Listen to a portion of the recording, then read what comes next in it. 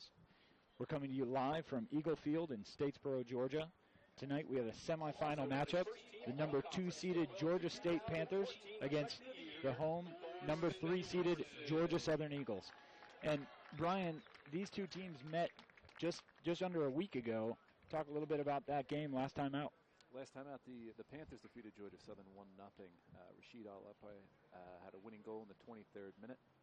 And from all stats and points of view of the people that were at the game and our reports from it, it was a very tight match, very cagey affair, a lot of fouls, a lot of yellow cards. And I think that's just down to the fact that both these teams are very defensive-oriented. They like to pressure the ball. I don't think it's anything that's malicious. There is a little bit of an in-state rivalry, of course, but I don't think that plays into it. I think both teams are very intense and very physical, and it's an attractive style to play as well when it comes off right and you win the ball and get forward, which I think both of these teams will do, and they did a good chance. They did well at that on the last time out. And the first 2 games of the tournament here, we've seen a lot of defensive play, especially early on.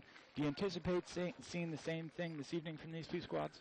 Yeah, I would expect that. I mean, a semifinal, I think everybody's got their eyes somewhat on the final. And the best way to kind of keep yourself in a game and give yourself a chance to advance to a final is obviously keep the opponent from scoring. So I think what Georgia Southern and Georgia State are going to try and do tonight is probably come out and not give anything away. They might not want to get forward too much, leaving themselves exposed at the back. So I'm expecting it to be, again, physical, but not malicious in any sense. Just the teams are going to want to try and pressure and not give a lot of time on the ball. And be very focused defensively. And I think that's probably going to translate into the ball being in midfield a lot. And there'll be some opportunities, of course, but it's just going to be a matter of which team's going to make the most of those opportunities. And that would certainly fit with the theme of what we've seen in the first 2 games. Very cautious early on, a lot of commitment to defense, getting numbers back behind the ball. Everyone's done a very good job marking up. Now this evening, we've got a nice night right now, but the temperature is falling, and does that have any impact on the game? It's going to. The nice thing is it's not windy, because if it was windy, this would really kind of affect it. But it's cold, and it's unusually cold for Georgia, so how are both teams going to be able to adjust to that? Because I don't think either one of these teams really had the chance to play in 40-degree weather too recently. But the biggest thing, I think, when it's cold, is the ball tends to get a little bit more slippery, and that's a challenge for the goalkeepers. So shots from distance, and as the dew is on the ground, shots that are along the ground, can the keepers hold on to the ball? So there might be some loose ball opportunities in the box, and can the keepers hold on to the balls on crosses, set pieces, etc. That's probably going to be the biggest thing. Other than that, it's just soccer. It just happens to be a lot cooler than they're used to. And in the earlier game, we did not see a lot of those shots from the outside. We didn't see the keepers tested. So we'll see if Georgia Southern and Georgia State can take a few more chances from the outside and test those goalkeepers, like you said, see if the conditions will play favorably into getting a lucky bounce or a misplay by the goalkeeper. Yeah, I think that's going to be something that we have to look out for, particularly the way these two teams set themselves up. They like to defend a little bit deeper. They're organized, both very well-coached teams. So they get numbers behind the ball. So the opportunities to score might have to come from distance, might have to come from shots from 20, 25 yards out. So that's something we have to look out for tonight. And both of these coaches been with the programs for a long time. You know that Georgia State's coach has been there. This is his 5th year as a head coach, but he's been with the program for 10 years. Coach Kennedy for Georgia Southern has been with the program for a long time as well. So these guys know each other. Yeah, definitely. And both have a really good pedigree and are very well respected in the state of Georgia. Brett Certainty had his team, the Georgia State Panthers, in the NCAA tournament in 2011 as an at-large bid, which is very impressive, out of the Colonial Athletic Association when they were in that conference a few years ago. And Georgia Southern has always been thereabouts in the Southern Conference, which is a very difficult conference for men's soccer. And they're both coming over here trying to establish themselves in the Sun Belt, which is fun and exciting. And it's kind of an historic event here as well, because I don't know the date in which men's soccer last had a championship for the Sun Belt, but this is kind of a fun, exciting time here in Statesboro tonight. Definitely. And one of the remarkable things about the league in the first year has been the parity. Yeah. It's been very competitive from top to bottom. Nobody's run away with it. Everybody was right in there. We saw that even in the last game. App State, coming off of having to play the first game of the tournament, defeated NJIT in a very tight affair, 1-0. And then less than 24 hours later, they were back out on the field, and they gave Hartwick fits. It was a 2-0 score, but 45 minutes, it was 0-0, and the scoring opportunities were even. You might even say that App had a little bit of an advantage there. So it's definitely, like you said, it's been historic, and it's been fun to watch this league come together with competitive. You got in-state rivalries, a little bit of everything. Yeah, it's really cool. It's fun. It should be an exciting night for everybody here. We're starting to fill in the stands now, and everybody's getting bundled up. Hot chocolate all around as the teams are walking out right now. Not surprisingly, attendance is the highest at this game with the home Georgia Southern Eagles getting the fans behind them. So here we are. We'll get the starting lineups coming out. Georgia State's going to be in white. Looks like they'll be defending the left side of the field, attacking the right. The referees for tonight's game are Jonathan Wainer, Brandon Adams, Matt Jackson, and Kyle Moore. Let's give a warm welcome for the members of the Statesboro Stormers presenting tonight's game ball. And now, let's move tonight's team. First, representing the number 3 seed, designated visiting team, Georgia Southern. With our reserves, number 0, Patrick Hagerman. Number 9, Jeremy Rector. Number 13, Adam Nawawi. Number 15, John Connor. Number 16, Landon Barrow. Number 19, Nick Wells. Number 20, Austin Johnson. Number 22, Blake Wilson. Number 24, Rocco Bagley. Number 27, Dalton Churchwell. And now for the starter for Georgia Southern. Number 2, Chase Park. Number 6, Aiden Rising. Number 7, Hunter Lloyden. Number 8, Matt Melton. Number 10, Ethan LePan. Number 11, David Vargas Assis. Number 12, Eric Dinka. Number 17, Emmanuel Raji. Number 21, Chris McMurray. Number 25, Thor Sven-Bjornsson. Number 34, Jack Bawley. Georgia Southern is coached by Kevin Kennedy. He's assisted by Jeff Thorne and Phil Berger. And now, representing the number 2 seed, the designated home team from Georgia State. Their reserves, number 0, Grayson Waldorf. Number 2, Corey Klasker. Number 3, Devin Patterson. Number 6, Junior Kende. Number 7, Ali El Khalil. Number 9, John El Khalil. Number 11, Tristan Trevino. Number 15, Liam Fitzsimmons. Number 18, Andrew Thompson. Number 19, Jake Bingham. Number 23, Tyler Alexander. Number 27, Andy Anglade. Number 30, Luke Osterley. Now the starters for Georgia State. Number 1, CJ Cochran. Number 5, Connor Atchison. Number 8, Chris McAndrew. Number 10, Nicholas Keevan. Number 12, Nomis Sissik. Number 14, Bo Stroop. Number 16, Amiri Abraham. Number 17, Aaron Jones. Number 20, Eddie Wilding. Number 21, Rashid Alarape. And number 24, Stephen McGill. Georgia State is coached by Brett Cernsey. He's assisted by Jamie Davies and Jack Kimber.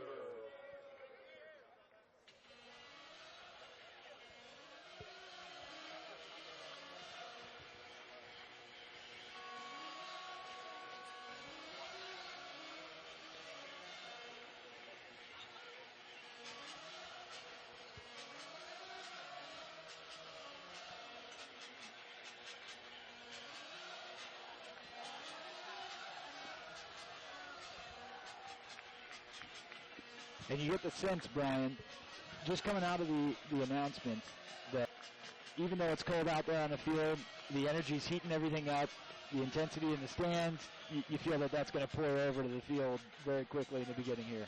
Yeah, they don't look cold at all.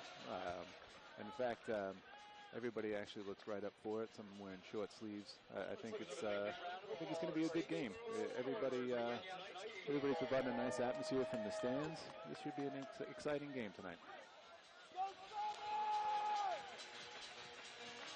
Unusual for Georgia Southern to be on the away side here. That's kind of something that's a little bit of an anomaly for us. Usually seeing them on the left-hand side, but they're, because, as you mentioned, the 3 seed, they are the away team today on their home field. So they'll be the most welcomed away team here at Eagle Field, I think.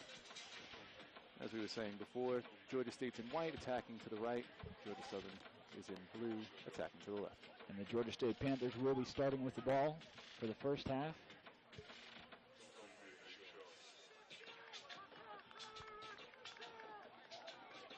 Kivnan and Wilding will be starting in the center circle, getting the first touches of the game. Looks like we're just about ready, and there it is. Opening whistle. Panthers play it back. Drive a quick ball down to the wing. And it's Georgia Southern driving the ball forward. Quick opportunity. Looks like the referee's calling a foul already. That was a hard late tackle on Vargas.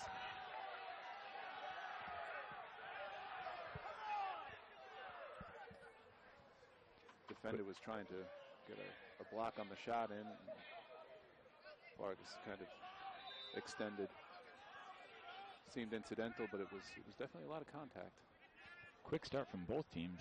The Panthers playing the ball down to that left wing early, and then very quickly, long ball played back by the Eagles. Train is out.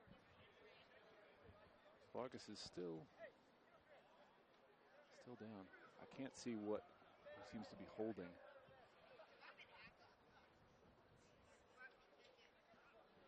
I don't think there was any real intent from the defender. It just kind of looked like they came together. And he still almost got a good shot off. Yeah. From our angle, it looked a little bit closer. The goalkeeper looked very comfortable.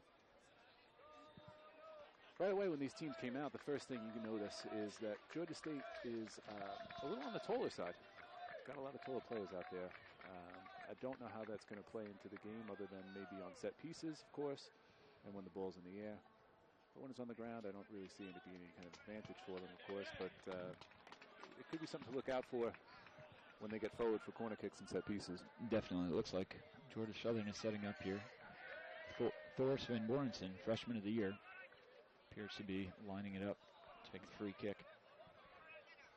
This is definitely within shooting range. The difficult thing here now is going to be trying to get that ball up and over the wall, because it's a little bit of a tighter range here, looking at about 23 yards maximum at the top of the D. He's definitely going to hit this right-footed. It's whether he's going to go near post or far post. If he's going to go over the wall, test to keep it to his left, and it goes right into the wall. He gets a second crack at it. Ooh.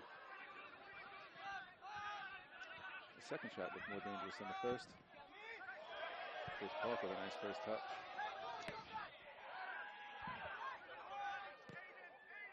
And the pace of this game very early on seems almost frantic. Yeah, it's frenetic. Especially compared to the first 2 games we watched, and everybody sat back and waited to see what was going to happen. Yeah. As I said, you could tell when they walked out that they were up for the game. Long throw in here now.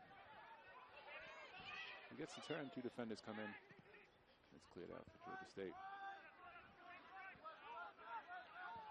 Wilding holding the ball midfield, drops it back.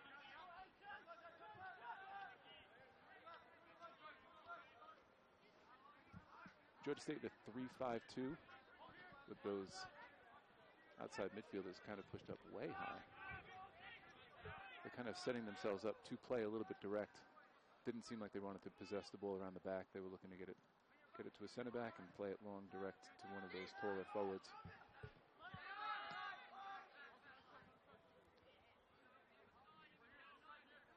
Noma Sizic from Croatia. There's a little bit of an international flair with the Georgia State team as well. Forward from England, representing a lot of countries across the board. Seems to be mostly Georgia and international players that Brett Terence's kind of got a recruiting pipeline going to. It's fun to see the international flavor. You get some different styles. Yeah, I think it's always fun for the student athletes too when they get to have teammates from all over the world. Is that a challenge as a coach to try to bring, you've got different languages, different cultures together? Yeah, certainly language barrier is an issue, particularly in key positions. If it's a goalkeeper or a center back, somebody that communicates a lot. But most of the time when they come over here, they have a pretty good foundation of the English language. Otherwise, they would have a difficult time in class as well, so you got to think about that. So they have a rudimentary knowledge at the very least. But I think it's a fun and exciting thing for programs to have a couple international players. Also brings a little bit of creativity and flair that maybe some American players don't necessarily bring all the time. And ball, the referee didn't decide that it was on purpose. Ball is going to be out harmlessly for a goal kick. Yeah, Georgia State setting up with a clear 3 center back setup with 2 in front of them, and then it's just a matter of whether those outside players right now. It looks like it's Bo Strout on here on the right hand side, and on the left hand side it's Amiri Abraham. It's just a matter of how far up they're going to push. If they're going to drop all the way back in and defend as 5, or if they're going to step all the way up and kind of put pressure on Georgia Southern's outside backs. But if they sit in, it'll give time and space for the outside backs to get forward. If they push up on defend, then it's going to give opportunities for the wide forwards. And that's where Georgia Southern has some special players. Vargas, unfortunately, he's back on the field now, and Dinka being those two key players for Georgia Southern out wide.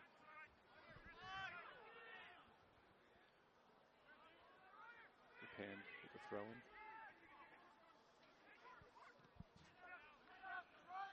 Georgia Southern just trying to get the ball back down on the ground. This comes to Thor, an international player from Iceland. Said earlier, freshman of the year. Yeah, good for him. That's fantastic for Georgia Southern to get a freshman of the year, get an individual award in their inaugural Sun Belt season.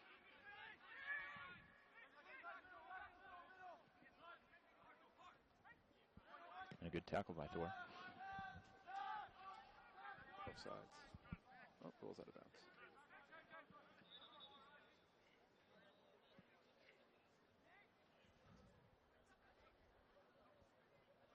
Not exactly sure what the stoppage here is for. Looks like Coach Kennedy's having a word with 2 of his players, though. And the ball's back in play.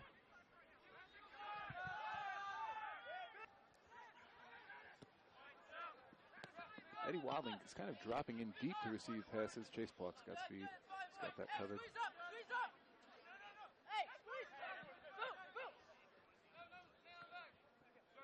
Just drop in the corner.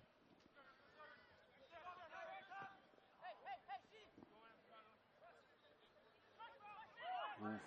Dangerous in the box. Oh, no. What a save by Jack Fox. Oh, the second chance comes in, and that's a fantastic, opportune goal.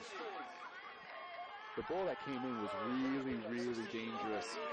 Amiri Abraham kind of came in, capitalized on the loose rebound, making the most of his goal-scoring opportunity here as well. And Jack Maurer, the goalkeeper, almost made it was an outstanding save on the first. Yeah, it was a hard, low-driven cross that came in, and it's a very difficult one for a defender, particularly if they're facing their own goal, to clear. And it kind of came off the defender. He may not have been able to see it. Jack Foley did a great job of coming in and making the initial save, but unfortunately it bounced right to Amiri Abraham, who tucked it away nicely. And that's something that I think is important to note as well, as we talked about earlier. How high up the field are those outside players going to get for Georgia State? And in that chance, when the ball was on the opposite wing, he came all the way in and got inside the 6-yard box. So there's your early indication of what Georgia State wanted to try and do is attack down the sides and get those players forward. And how about Georgia State converting on the first scoring opportunity that they had? Yeah, they made the most of it, that's for sure. And it all started with a good ball in behind the back 4. Thor is trying to work some space here to get a shot off. can't do it, but he finds Melton. And it was just coming down to that first initial cross coming across the box that was hard and low on the ground. A great combination there from LePan, and another dangerous ball in that's hard to deal with for a defender, as we just talked about. Good response from Georgia Southern, I think, is what you're about to say, Nick. And exactly. it's nice to see them. They came right back out, unfazed by it, and got possession in the final third as quickly as possible. Ran out of room right there for Thor, but it's good to see from Georgia Southern. And Georgia State did a great job of sitting in, absorbing a little bit of pressure in the first part of the game there. We're only 7 minutes in, and they absorbed everything for the first 5, got forward, and made the most of it. And it wasn't reckless by Georgia Southern. It was controlled. Yeah, no, there was nothing. I don't think there's anything that could really have been done by Georgia Southern. It was a good ball in. It was a very difficult cross to deal with, and it's nothing they did by putting too many numbers forward. Georgia State really did a good job of absorbing and then getting forward. Thor got held up there and get the ball stopped before playing it back in a free kick. Interesting that he didn't pump the ball into the box. Ooh, I don't know, the referee's calling for posting up there.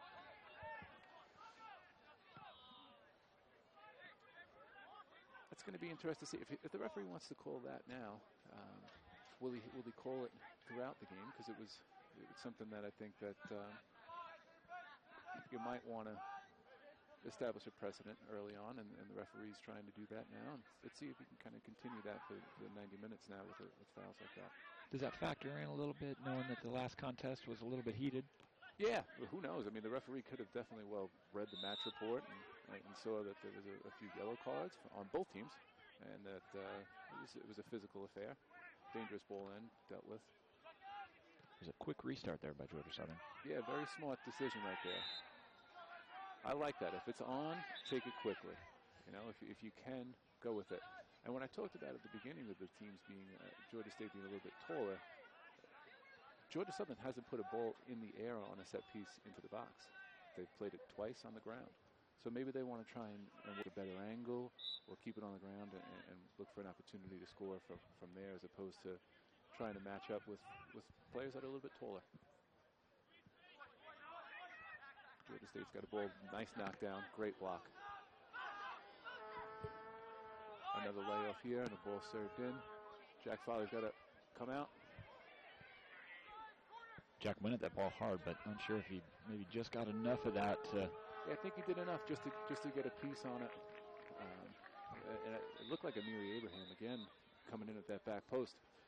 It's going to be something that the Georgia Southern coaches are definitely going to try and keep Melton aware of out there. Matt Melton, the junior, right back. It's that player coming in off the back post. LePan holding the ball up, lays it off. Georgia State doing a good job of staying organized, winning the ball, and then connecting passes, and then they look to try and keep possession here. All the way back to Cochran in the back. Cochran looks comfortable with his feet, plays a good ball, at least 40, 50 yards in the air.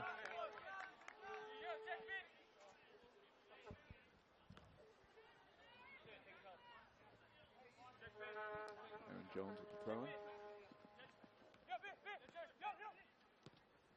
A lot of movement, both sides. Georgia State does a good job of finding that high target player who's holding the ball up, laying it off to a midfielder, and then they find a third player running in behind. And that's, again, where those wide players come in. That time it's Bostrop. It was the third man running. Just missed his timing of his run slightly and was offsides. But it was good build-up play. What a win out of the air by the Panthers. It's Hunter Lloyden running into pressure. Look how many numbers around the ball for Georgia State. Again, behind the high player, and lay it off. Matt Melton setting themselves up to play one long. It was good pressure there by Al-Arabi. Yeah. Great hustle to get across the field. Yeah. They look athletic. They look organized. They look like they pressure well. And when they win the ball, they really try and keep it. And that pressure play had resulted in a Georgia Southern turnover that was a Panthers throw-in.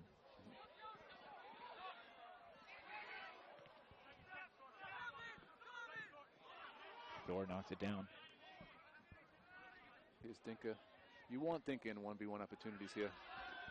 No foul there. Dinka's very, very technical. He's quick. I think that Georgia State would be smart to try and eliminate any kind of 1v1 opportunities and the covering defender come over when Dinka's on the ball. And as we talked about earlier, these teams know each other, so I'm sure they've got that in their game plan set up. There's a lot of space in midfield. When Georgia State's set up in this 3-5-2, there's a lot of space in the midfield for Noma Sizic from Croatia to try and receive balls in. And then Stephen McGill from Dublin, Ireland, he gets an opportunity to get in on the ball. So those two are definitely ones that they try and find their feet off the three backs, and they're kicked out from there. And then they switch the point of attack through McGill, as you're just seeing here. Good pressure by Dinka, but yeah, they're looking to play that ball as well. I mean, they're getting the ball on a half turn. They're either going to try and switch the point of attack, find a forward's feet, or play long diagonal. They're set up nicely, Georgia State, I must say. Let's see what Georgia Southern does here. Looking to go long to Raji. Got called earlier for holding up, and that's why I brought it up, because there's another opportunity. He didn't look like he was really crazy about leaning too much on the defender because it was called as a foul earlier. So can he find a little bit of a rhythm and keeping the ball up? A big opportunity here now for Georgia State. Another dangerous ball in. Jack Foley's got it covered.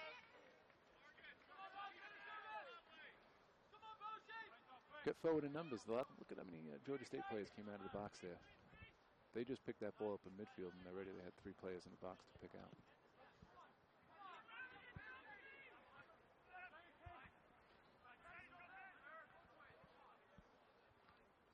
Sizic with another header. McGill takes it down, looks to get forward as quickly as possible. Georgia Southern throwing right at midfield. Switching the ball around the back now for Georgia Southern here. Very nice from Chase Park. Hunter Lloyden.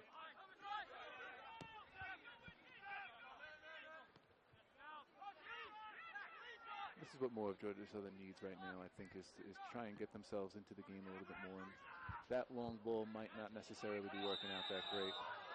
So it was offsides on the flick there. Fans don't agree with it, but Vargas flicked the ball on, and Raji was just a little bit offsides. I think Georgia Southern needs to do that right now, is try and establish a little bit of a tempo and a rhythm. They need to get the ball down and moving around the back four. And the players in the midfield need to get on the ball a little bit more. Aiden Rising needs to try and get on the ball a little bit more as well to keep possession and move the ball forward.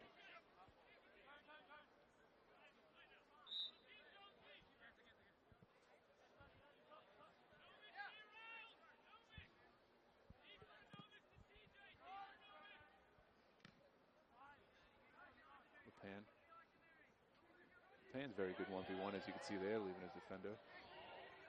Way to find Dinka. Can he get a shot off? And that's a very dangerous shot. Goal!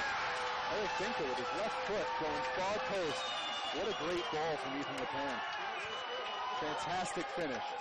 Fantastic finish. When he struck that ball, I didn't think that had a chance. The goalkeeper looked like he was kind of like unsighted by the defender in front of him. He had a hard time reacting and moving to it because it went through the defender's legs.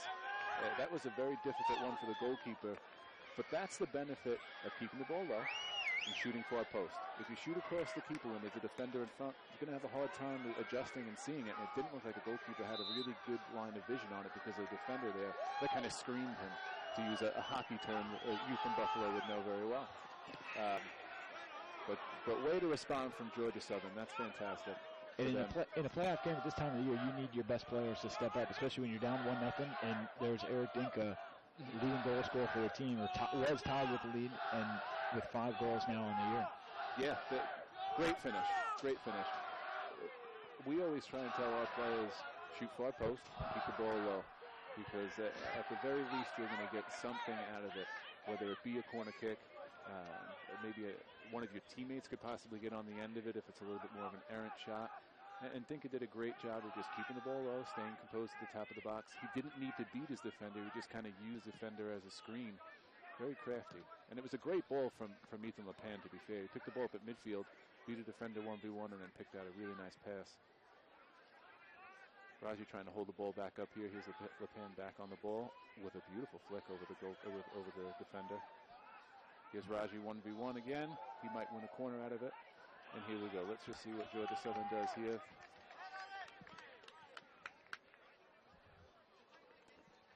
Thor Sven Bjornsson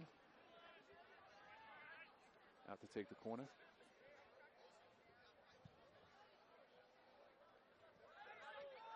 Georgia State marking front post, back post, a couple of zone, and then everybody else is man marking. Ball's up for grabs. It's a little bit too far. Good hustle by Dinka. Yes, very good. Now he's 1v1 with someone, as we talked about, and probably not the most ideal situation for Georgia State. Ball's popped way up in the air. Vargas almost had a really nice first touch on that.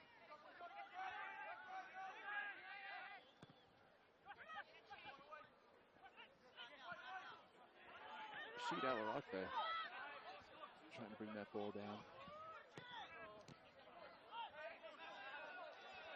Nicholas Kivinen from Finland, also in that midfield.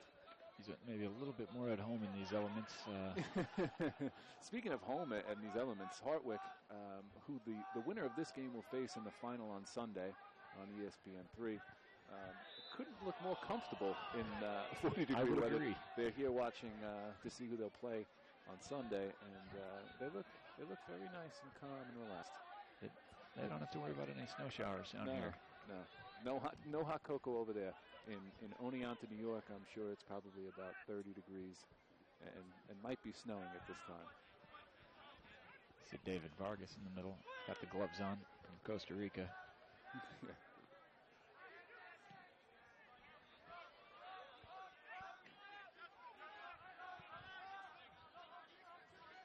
Since that goal, game hasn't really gotten back into a rhythm. It's been kind of bogged down or up in the air, as we see again now. Both teams just trying to find a little bit more of an identity as the game is now evened out, 1-1. He commented on a little bit of the size difference before, but it seems to have been... That's another... They're attacking down this right-hand side. That might have been a handball there, but the referee didn't... Oh, yes, he did call it.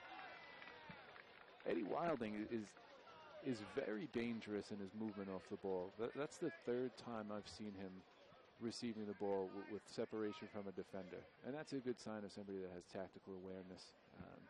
He can play deeper into midfield, as we saw. He checked in deeper and received the ball at his feet, or he's got enough speed to get in behind as well. So he's done a good job, and when he's gotten down the right-hand side, Georgia State's looking very, very dangerous, and particularly in those balls that are coming in across the box.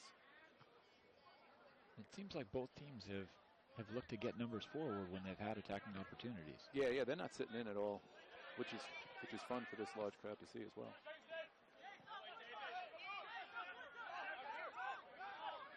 Bostrap here with time and space. Thor reads the ball well.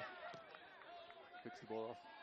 That's unfortunate there from LePan, but I think that's the key in these types of situations here, where the game's kind of getting a little bit back and forth and trying to establish possession, is when you do win the ball in those transitional moments, can you connect a pass? Can you connect the pass, keep the ball moving, and then try and get forward from there? Great flick over the head of Hunter. Might be a little bit of shirt pull in there. Iceland versus Finland. Now Georgia State trying to keep possession a little bit deeper, try and open up. McGaskill has a little bit of a harder pass there to receive. McGill, excuse me.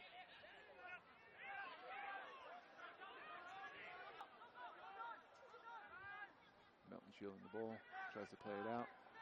Here comes Georgia State now with numbers getting forward, as you just talked about, Nick. But Georgia Southern's up to the challenge. Appeals for penalties waived off, and I think rightly so. No foul. Georgia State now has the ball back again. I think it's important for a team here now as we also talked about, is keeping possession, is knowing when to just get rid of the ball. And in that scenario there is nothing wrong with Georgia Southern just trying to play the ball forward and get it out of pressure. Let them try and get settled back in defensively, get numbers in behind the ball. Because when it's hectic and the ball's bouncing around the box, sometimes you just got to get rid of it. And they didn't seem to rush forward out of that at all. No, that was not. Here's Wadling again here, playing another ball back. Shot from Georgia State, blocked very, very nicely. I couldn't see who got the block on that. Chris McMurray. McMurray? Yeah. First time we mentioned his name. And he came out big right there. That's very nice from him. Redshirt freshman from Hilton Head, South Carolina.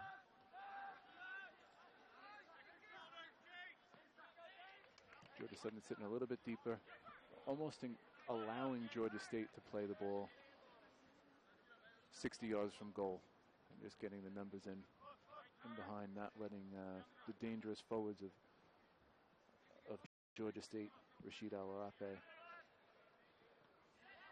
get on the ball. What can Georgia Southern do to try to prevent some of those breakthroughs that Georgia State has had down that right side? Yeah, I think Dinka might have to drop a little bit here, and maybe drop on the number 14 for Georgia State. I think that might be something. Bostrap is getting a little bit of time and space. He's finding the midfield there in the middle. Shot from Georgia State. Good effort. One of those ones that we talked about at the top was a skipping shot from distance. I think if Georgia Southern just drops in an outside forward to come in and mark, it might ease up a little bit of the pressure that's on the Georgia Southern outside backs right now. Because they're getting caught trying to step to the ball or drop and mark the man that's coming in off their shoulder.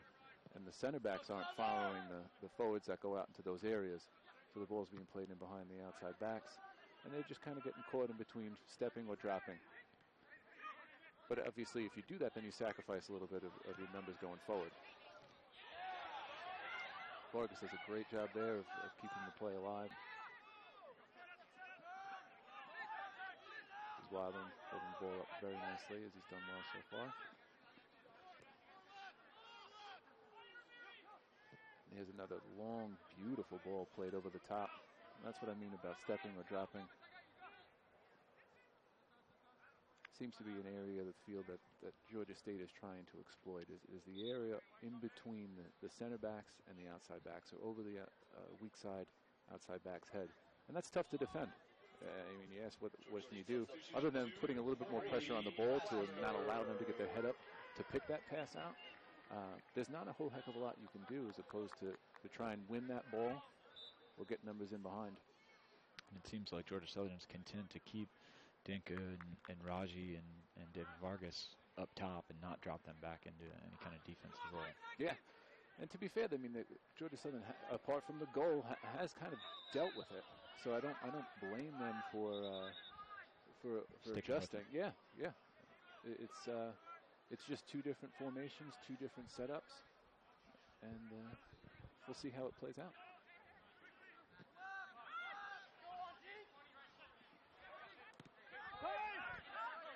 20 minutes to play in the first half. 1-1. That's a dangerous ball that's came in there. What a block. Well, I said that we hadn't really heard much from Chris McMurray, and he just came up huge in the last 2 minutes with two very, very influential blocks there. Gives up the corner, but that was a free look at goal, and that was the type of run that I was talking about, where if there wasn't pressure on the ball at midfield and they were able to play the short corner quickly. Still alive now for Georgia State. And another big block. Georgia Southern getting numbers in front of the ball, try and block shots. Doing a very good job of it. Foley almost got out of position on that. Thought he was going to chase it, got back onto his line quickly to get in position, but never had to make a stop. Yeah, always a scary moment for a coach when a goalkeeper is having to choose to come out. That's a tough time. Georgia State sending two for short for a corner again. Sets it up and brings a swerving and swinging ball. Fowley spilled it initially and then stopped a point-blank shot. that's about as close as you can get. Yeah. Yep. For the Panthers to take a 2-1 lead without actually being able to be up 2-1 on the scoreboard. Yeah. Crowley came up big. Hunter Lloyden trying to play the ball long for Raji. Pulled off his defender well, but wasn't able to get on the other end of it. Here's Raji again, posting up. He's big and strong. He's doing a good job of keeping the defender off the ball, keeping his body between the ball and defender, and trying to lay the ball into an attacking midfielder. Is that ball going to stay in? Yes, it is. Alarapi on the side. Good speed. Ball must have just been one revolution over. Comes a sub for both teams. Number 13, Adam Adelawi. Also coming in for state number 7, Ali Elbu. Okay, fans, it's time to play Sunday Bad. The first band to bring a pair of balls over to tonight's tent will receive a free Sunbelt Conference prize bag. A pair of gloves over to tonight's tent. Hot item tonight. Pun intended. Quite a hustle to get those Sunbelt items. Georgia State's winning the aerial battle. Those goal kicks seem to be won by Georgia State. Georgia Southern's doing a good job of trying to anticipate their second balls and then establish possession from there, as we see here. That was looked like two players going for the ball. Referee's going to have a talk with Georgia State player. Thoreau went down hard on that. Yeah. It was kind of like that that fragile moment just after you had it and you've got your head out past your shoulders. It's a yellow card.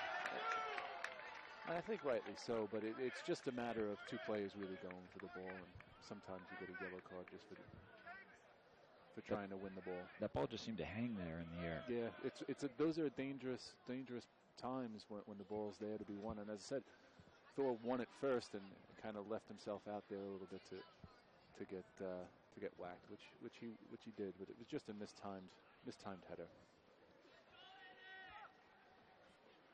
Looked like it was Corey Plasker that received that yellow card. I didn't catch the number. Yeah, I think he may have been the one that just came on the field. If he did not, I think we missed the substitution earlier. Corey Plasker, I think, was the one that got the yellow there. Thor is up. He looks all right. Everybody's cautious with head injuries, as they should be. Without a doubt, play should be stopped. Players should be looked at by the athletic trainer. There's no sense in risking anything when it comes to head injuries whatsoever, and I think the referee did a great job. He had a quiet word with Plasker as well. He didn't make a big deal out of it when it was kind of a contentious moment there. And things could escalate quickly with these two teams. Yeah, I mean, in any semifinal, really, Nick. I mean, there's a lot on the line, so players are laying it out there, and I think the ref's done a great job through this first almost half hour of play. He handled that situation well. He calmed everyone down right away, issued a yellow, got the trainer on, handled very well. Here's Chase Park now. Again, they play it short. Ball's going to be out wide now. Looks like Rocco Bagley. No, it's Melton, excuse me.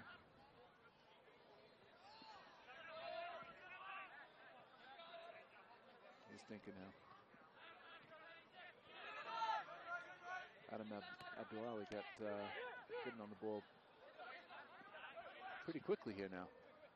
Now storming forward. Some good possession by the Eagles. Hunter Lloyden getting way up the field as an outside back. That's something I think you need to try and do in a 4-3-3. Get those outside backs forward. And that's the ball I'm talking about, that little area there. They have a very good understanding of each other, the two Georgia State forwards. Rashid Alarape.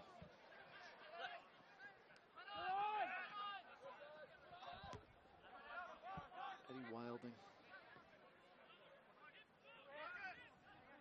Time and space now to play the ball into a nice little seam. This guy really gets on the ball quite often. He's all over the place. I like the way he plays. He turned that to the left. He had Dinka out to the right if he would have taken the right turn. Yeah, if he took his touch into space. It's easier said than done, of course. Shot from distance, handled easily by fouling. Hit well, saved well. Goalkeeper's in the right spot. Paulie's a big guy. Yeah, he is. 6'4", but he's a thick frame as well. Yeah, he is. He's a presence. I wouldn't necessarily want to go up for a 50-50 with him. It's intimidating on the corners when you've got him coming off the line. Yeah, yeah. Now, obviously, we know a little bit more about our Georgia Southern players here on the campus, but Jack's a cool little story. He really put a lot of work in over the summer. Had a conversation with him during preseason. Foul there. Ref could have called advantage. But he let it go. Called the foul. Jack did a great job of getting fit. You know, he lost probably 10 to 15 pounds, but really looks lean and mean, and it was ready for the season. Passed the fitness test right away. Did a great job. It's one of those things kind of kid you root for. It's nice to see. The coaches were saying he finished maybe in the top 3 or 4 on the beep test. That's unusual for a goalkeeper. Yeah. Really nice. Georgia Southern keeping the ball on the ground, and then this long diagonal ball that comes over to Dinka is the dangerous one. Very nice to cut inside. Nice first touch and a shot here from distance. Hit well, but keeper's in the right place. Another good big goalkeeper, by the way. C.J. Cochran's listed as 6'4". He looks every bit of 6'4". Definitely. Saw him in the frame of the goal. He looked like he almost had the duck to get in. Big guy. He posted a shutout. Kept a clean sheet last time out. Mm-hmm. Yeah, two big, strong goalkeepers.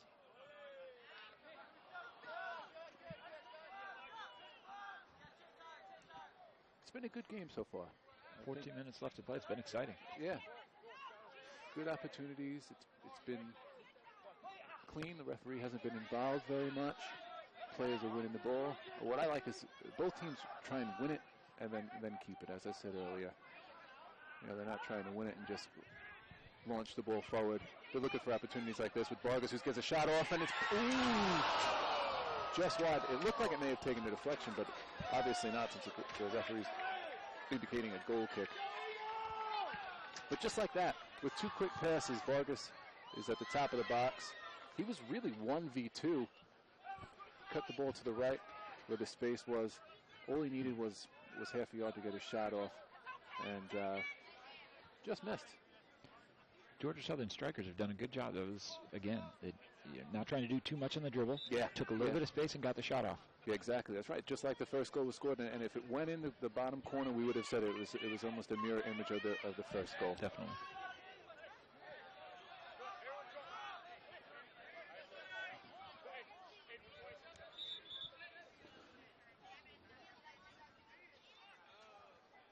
Got another substitution coming in here. Georgia State substitution Alarape coming off.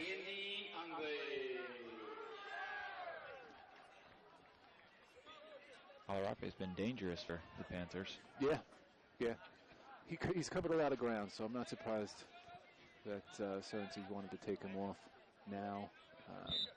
Keep him a little bit more well-rested for the second half. I wouldn't be surprised if Wilding came off as well, although he looks fit. But those forwards in their setup are asked to cover a lot of ground. Great pressure there from Raji. Numbers getting forward now for Georgia Southern. Dinka holds the ball up, picks out the exact right pass, but maybe not the weight of the pass. First touch right into a Georgia State defender that's dropping in. Thor with the chest pass. What an unbelievable first touch that was. That's a freshman of the year type of move right there. Georgia State switching the point of attack. Good tackle there for Lloyden. Are you surprised at all that Thor is a freshman? He's looked pretty composed, though, in his first playoff game, a single elimination time. Yeah. We know he's played at a high level, so it's not surprising that he'd be comfortable on the field. And in the setup that Georgia Southern has, he's kind of like one of the attacking center midfielders. But he's more of a hybrid, really. A nice mag there from Dinka. Ravi's done well at holding the ball up as well. Georgia State's keeping the ball moving. Georgia Southern keeping the ball moving in tight space. Wyling trying to chest pass. Georgia State does a good job of getting numbers around the ball, so Georgia Southern has to be really smart in limiting their touches, keeping the ball moving, and then finding Vargas or Thor. Thor now looks like he's playing a little bit in front of the back four, but that's what I meant by he's kind of like a hybrid. He's offsides there against Georgia State, where he's more of a box-to-box center midfielder. You know, he can get attacking, he can kind of do everything. But it doesn't seem like he has the pressure to set up everything. They're not running everything through Thor as they're coming out of the back. No, they've got enough talent all around the field where I think they keep the ball moving well, and any player is really capable and comfortable in possession. For both teams. Georgia State, the same thing. They've got a couple of stars out there, but it doesn't seem to be kind of one-way traffic for anybody either team. Referee calls. Looked like Vargas was trying to box out, if you will. Pleading his case, but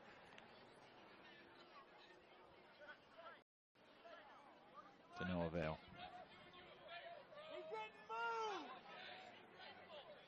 And looks like there might be blood on Vargas's jersey.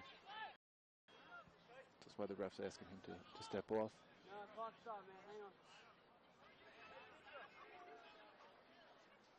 Are they going to need to sub him out, or? Unless they can clean it off right now, it depends how much the ref's indicating that he's got to be subbed. Georgia Southern had a sub standing up, waiting to come on anyway. They might just switch it if it's a like for like. Looks like Blake Wilson, who's a forward, was there, so he might not be that big of a switch. Don't know who he was going to come on for originally, but obviously by the pause here, it wasn't Vargas.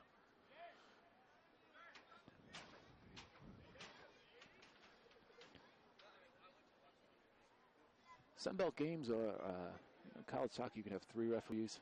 Sunbelt has 4 officials, and I always like that for our games. It's nice to have somebody there to kind of be an intermediary and handle situations like this. So there it is, Blake Wilson on. That pause kind of gave Vargas enough time to get the blood off his jersey and back up and ready to go. So as soon as the ball's played, he'll probably be waved back on.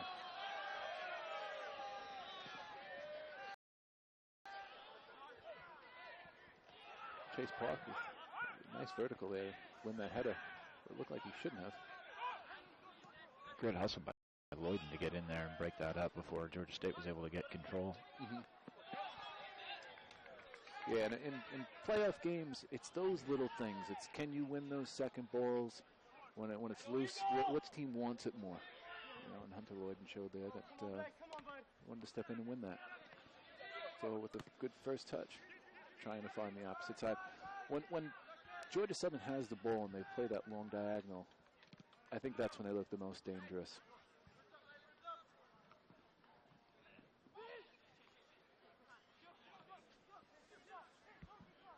Stephen McGill storming forward. Great flick on. Oh my God, that is a fantastic save from Jack Fowley. Jack Fowley has come up big a couple times this evening. That was special. Great move forward from Georgia State.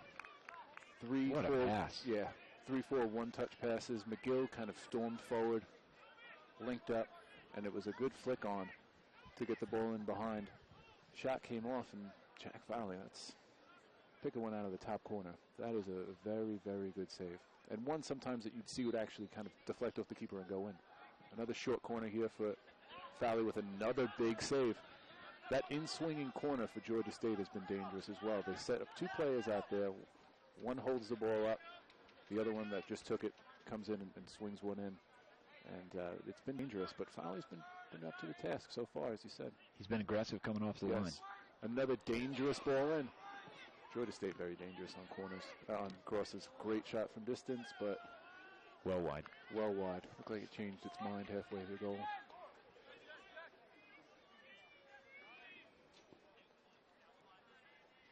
Those are the moments when Georgia State looks dangerous. Talked about Georgia Southern playing long diagonals, getting in behind. It's those little build-up plays where they get the ball 1, 2, 3 touches and the ball's out into a wider area and then being whipped across goal. That's how they scored, and it looks like they're going back to the pump again and again to try and recreate that. Chase Park covering nicely. Decisive play from the defender. Yeah, not messing around back there. Neither team has a long throw in. That would have been a long throw opportunity, but decided to go short.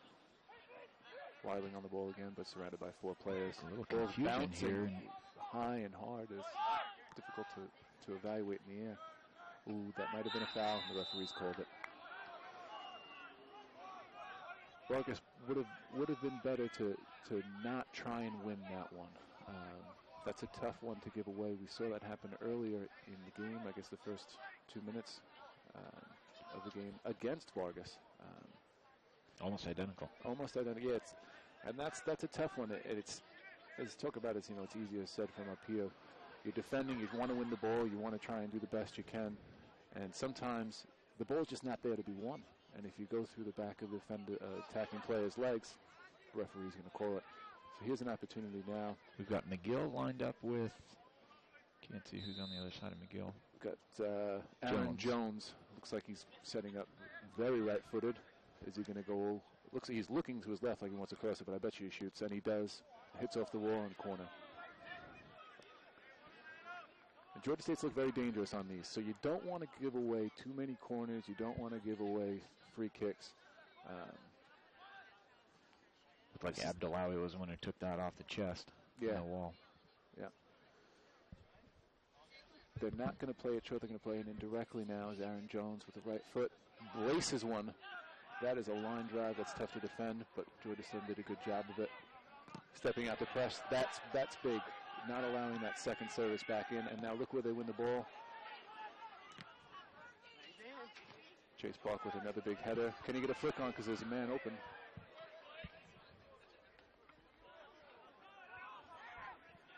And the ball's now settled back down, and Georgia Southern trying to establish possession again, connect passes, but Blake Wilson just couldn't get that quite far enough over. Yeah. Look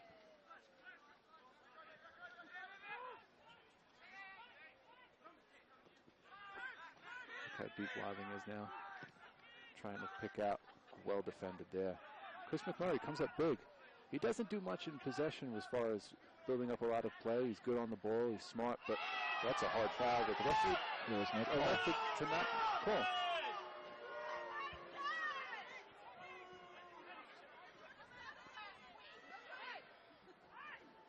Yeah, McMurray's been big. There's 3 times there where he's come up big and snuffing out attacking opportunities or blocking shots. Jack Foley's done a great job. Chase Park's done a good job of cleaning it up. And Georgia State's done a really good job of applying pressure and putting in dangerous balls. They don't waste a lot of passes. You don't see a lot of passes go astray. They look like they're well coached, and they click very well together moving forward. Nice team to watch. Get the sense that towards the end of this first half, Georgia State's had a little bit of the better play with some more opportunities in the box. Yeah, particularly now, these last few minutes, which is always a dangerous time. Came from an offside position, so he's off. The last 5 of a half is always big and important. And it seems like the momentum has definitely shifted. This is the time where you got to keep focused. Mental fatigue comes into play a little bit. And as you said before, Georgia Southern was kind of content to let Georgia State probe some of those areas of space and create some opportunities and kind of bend but not break. But you wonder how long can they keep that going for? Yeah, the big thing is now, can they win the ball here in these areas? Pressure on the ball. Now can they connect the pass and keep possession? That might be where we can get Thor back on the ball and play it out the other side of the field. But for the most part, I think it's important for Georgia Southern to battle, keep battling for the first ball, try and win the second ones. And then, as you said, you can't defend for 90 minutes. And not that they have. It's just you can't really expect to keep backing into your own box and defending crosses. You've got to get out and deny service. Especially the way that Georgia State has used the space when they've had it. Yes.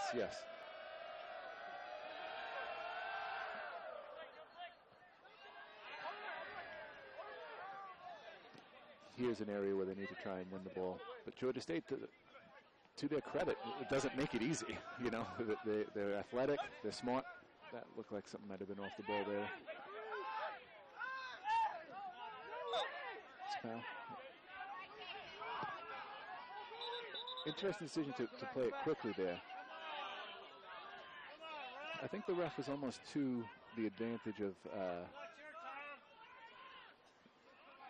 Georgia Southern there and slowing that ball down. Thor played it quickly, which is nice. It was a good pass, but it was a 1v4. Right. And you feel the way that the game has gone the last few minutes. Georgia Southern needs to. Yeah, that would have been a time. Organized. Yeah, where I thought they could have taken a breath. Even if they wanted to play it long, at least get a defensive shape. Give yourself to have a defensive shape if you do lose it.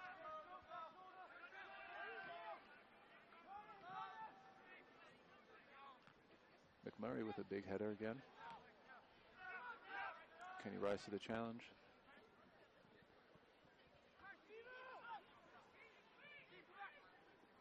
Wilding's the player I think referee calls a foul there against Georgia Southern. Wilding's a player I think has been very effective.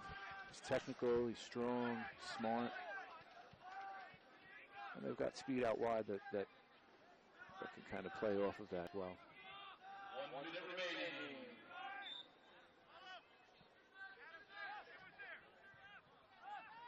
This is a big set piece here. This ball can be served into a dangerous area. How high of a line is Georgia Southern going to hold? How deep are they going to drop? Are they going to drop all the way back to their 6-yard box, hold the penalty spot? Looks like they're holding the penalty spot. This is going to be an in-swinging, swerving ball that's high and not dangerous.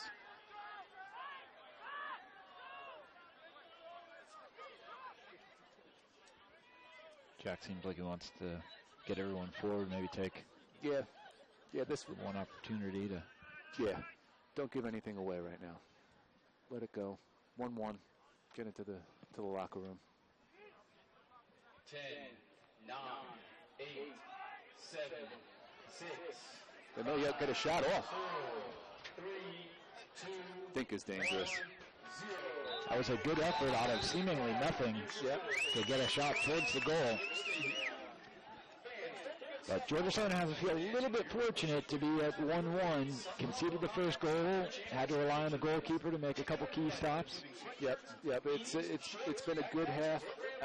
I'd give the edge slightly to Georgia State. They've got 6 shots on goal to Georgia Southern's 2, 4 corner kicks to 1. And it's been a good half from both teams. So looking forward to the second half now. From Brian Dunleavy and Nick Zazuri, this is the Sunbelt Digital Network. We'll be back with the second half.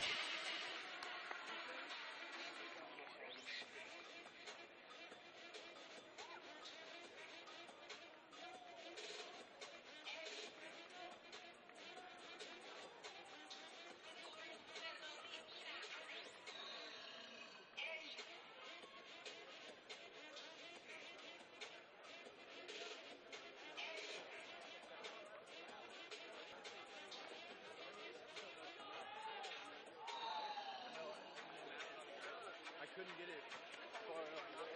Let's go, boys.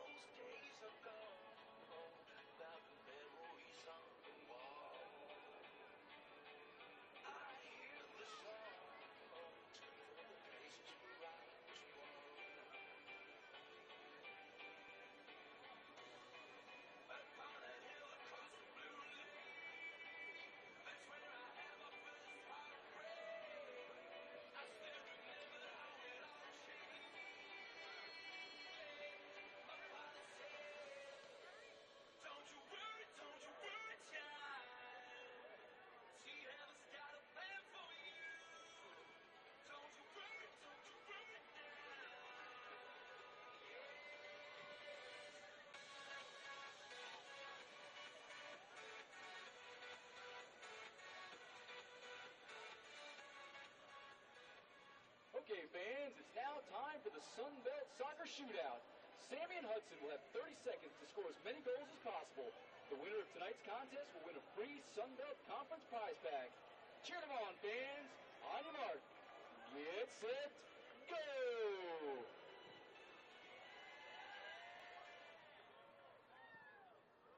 Cheer these guys on, folks. Give them a big round.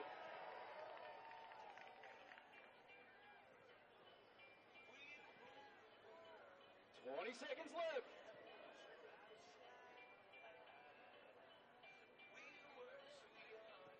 Keep cheering these guys on. They're doing an amazing job. They're doing a great job out there.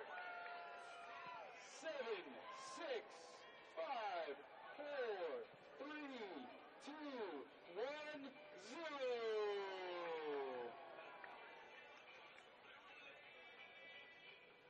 Our winner for tonight is Hudson. Congratulations. You can claim your prize pack at the merchandise tent.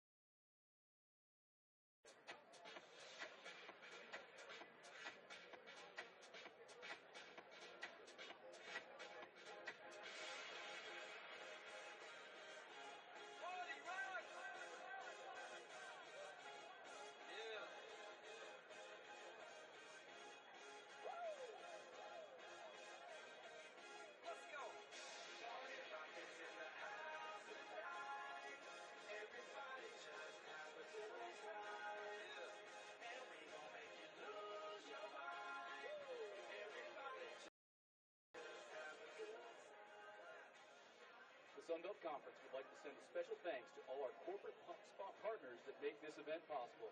Levy, innovating the art of recognition with custom awards. Screen Tech, official Sun Belt provider of custom screen printed and embroidered apparel. Wilson, Wilson Sporting Goods is proud to be the official soccer ball of the Sun Belt Conference. Geico, 15 minutes can save you 15% or more on car insurance. Visit us at geico.com or call 1-800-947-AUTO. CCI, Total Signage Solution Specialists. And Under Armour. Visit UA.com today to see Under Armour's full range of performance gear. Protect this house. I will.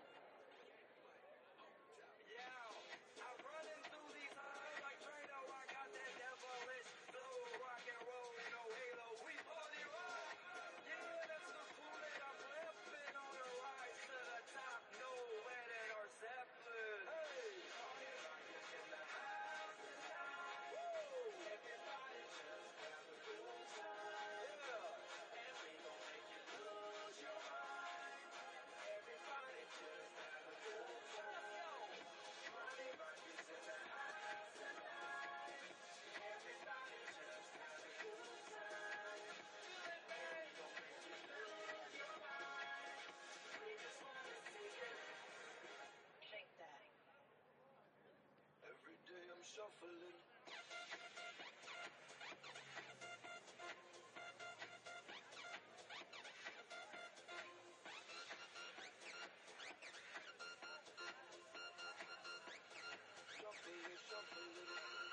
Step up fast and be the first girl to make me throw this cash. We get money, don't be mad, now stop. Hate is bad. One more shot for us. Another round. Please fill up the cup. Turn us around. We just wanna see you shake it out now. You home with me. You take it now. Get down, put your hands up to the sun. Get up, get down, put your hands up to the sun. Get up, get down, put your hands up to the sun. Put your hands up to the sun. Put your hands up to the sun. Get up, get up, get up, get up, get up, get up, get up, get up, get up. Put your hands up to the sun.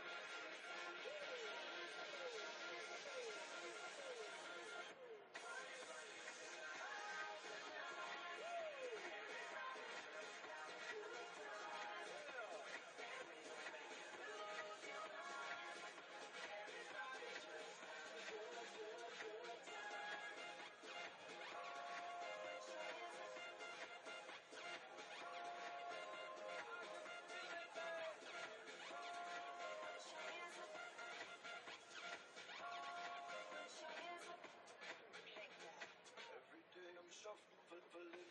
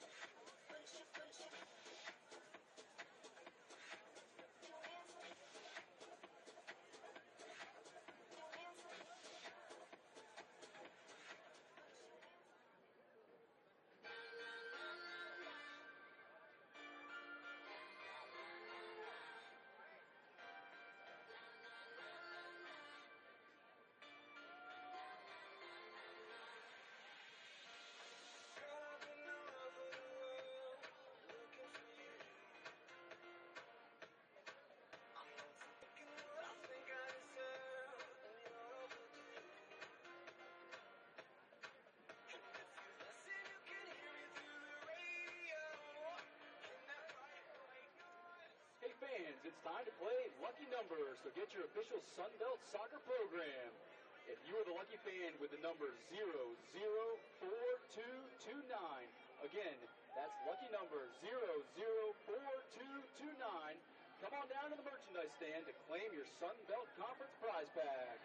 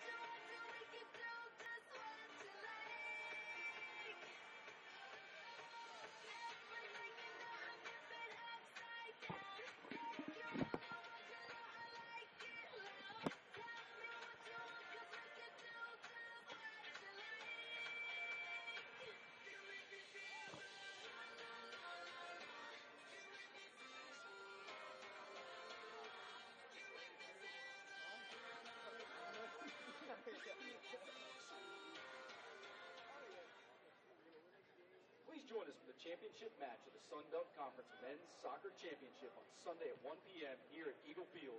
The winner of tonight's match will battle the #1 seed Hartwick Hawks for the title. We'll see you then.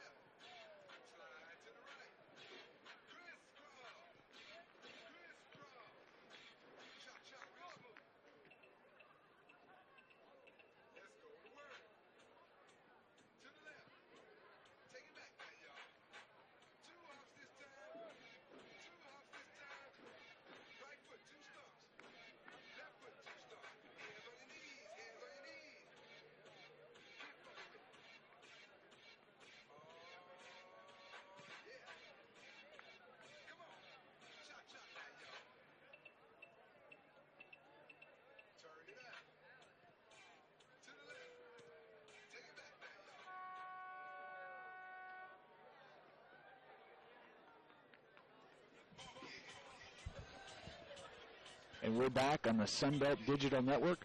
This is Nick Zazula. Beside me, Brian Dunleavy, head women's soccer coach for the Georgia Southern Eagles. After 45 minutes, we've got a 1-1 tie. Georgia State drew first blood at 5:37. It was Amiri Abraham off a rebound from a crossing opportunity. Georgia Southern tied it up at 14:54 with Eric Dinka, assisted from Ethan LaPan on a beautiful diagonal crossing ball and a left-footed strike from outside. And we've got a fresh 45 minutes set on the clock. Getting prepared. Georgia Southern will kick it off here. And Brian, what are we looking for here as we start off the second half? First 5 minutes is the most important time right now coming out of the locker room. Coaches probably had a lot of information to say. Probably didn't want to give them too much, since I don't think either team really did anything exceptionally wrong. It was more probably along the lines of keep it going, keep the energy high. And I'm sure the message to both teams from the head coaches was the first 5 minutes of this second half is very, very important. Don't give up anything. I wouldn't be surprised if we saw both teams try and play the ball long here, eliminate any kind of mistakes or giving the ball away in midfield. So we might see a little bit more direct play for the first 5, a little bit more high energy, and then we'll probably settle into a nice pace from there.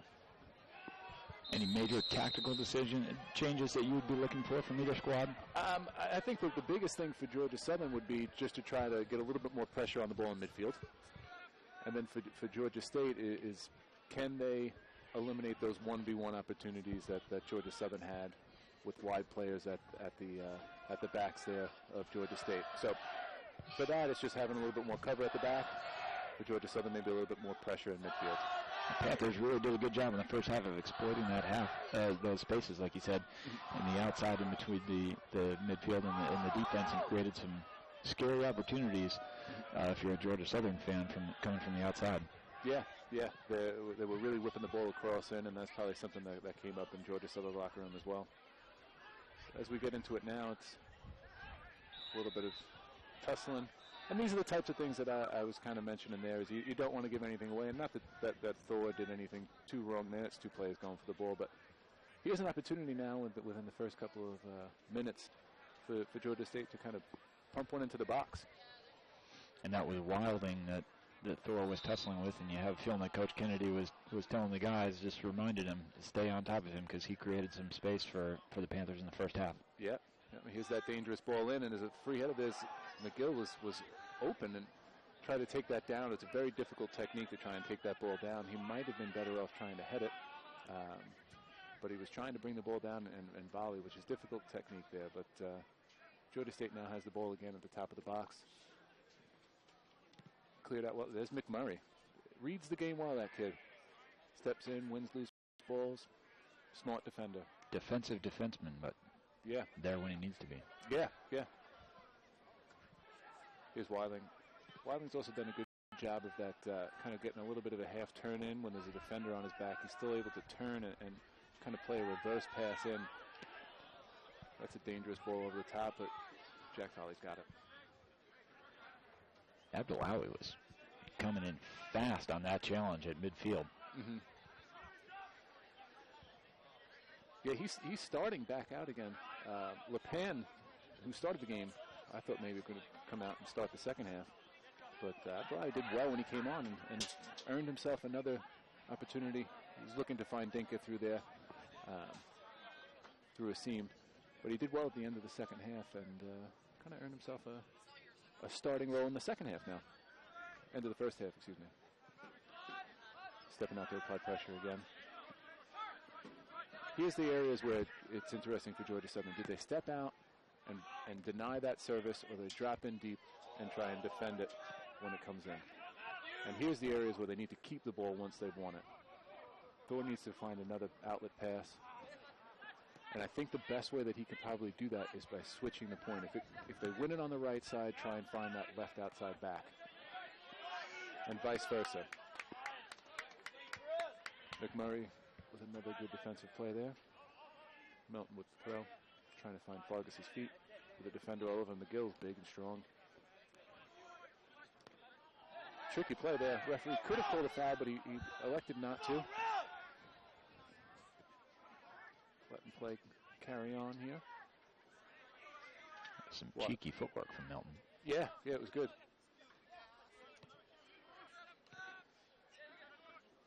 Georgia State's good in these types of areas as well. Keeping the ball moving, 1-2 touch. They have good movement off the ball. If you look and see how many players are actually moving, they have 2 or 3 options. Right there, he was under pressure, but he had an option from a teammate working hard off the ball. And that's what they do a good job of.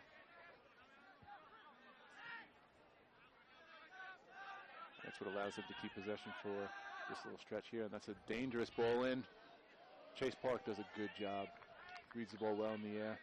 The best thing he could have done there was keep it moving behind him and try and not to head it back into a dangerous area. That was one of the few times we've seen a ball into the box and Jack Foley elected to stay on his line. I think that was a good decision there. Yeah, good communication by the two. And the best thing Chase could have done there was just head the ball back. And obviously they have to secede a corner, but it's better than the dangerous ball in. And here's another one that's going to be whipped in.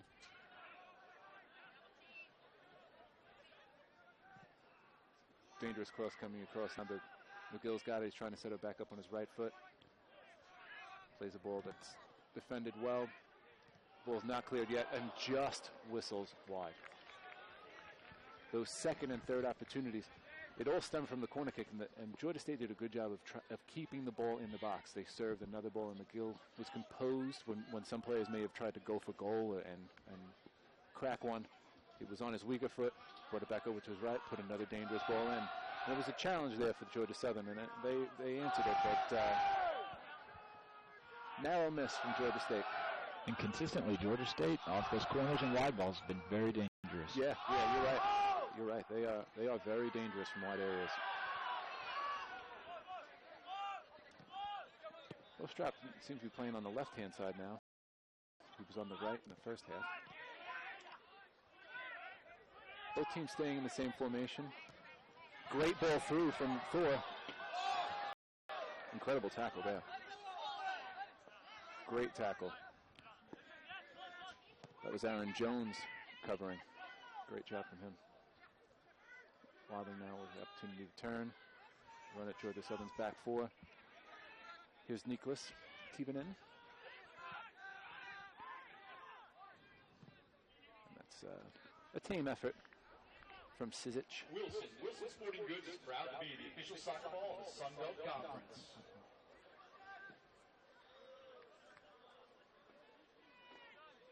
So not a lot of changes in terms of formation or tactical approach.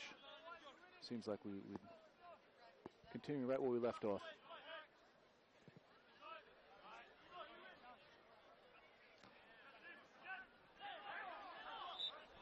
Referee calls a foul. Looks like it might have been a handball.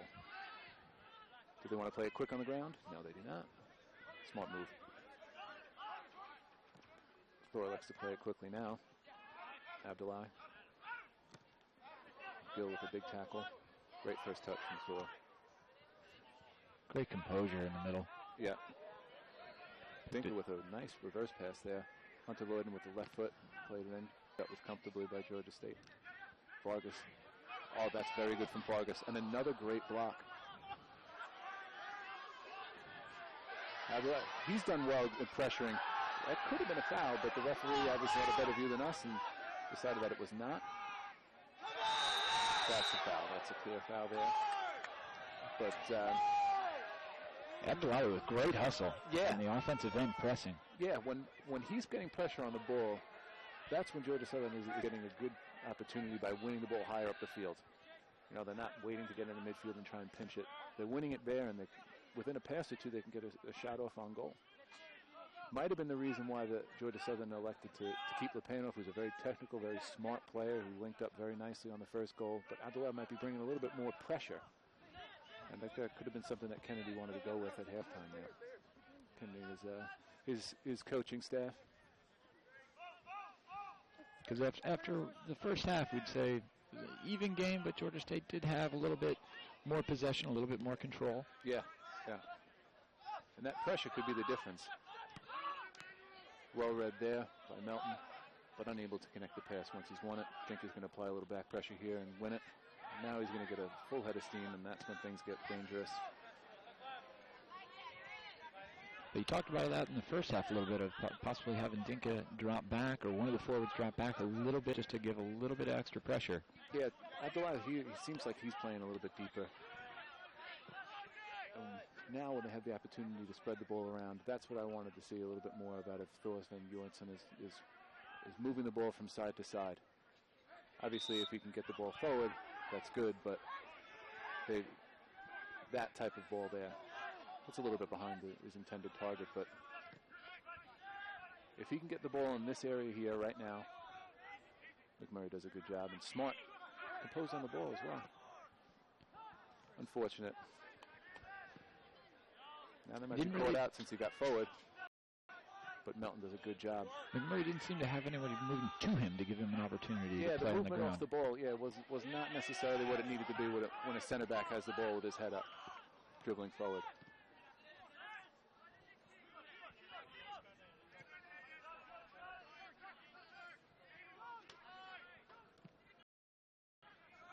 Good entry pass.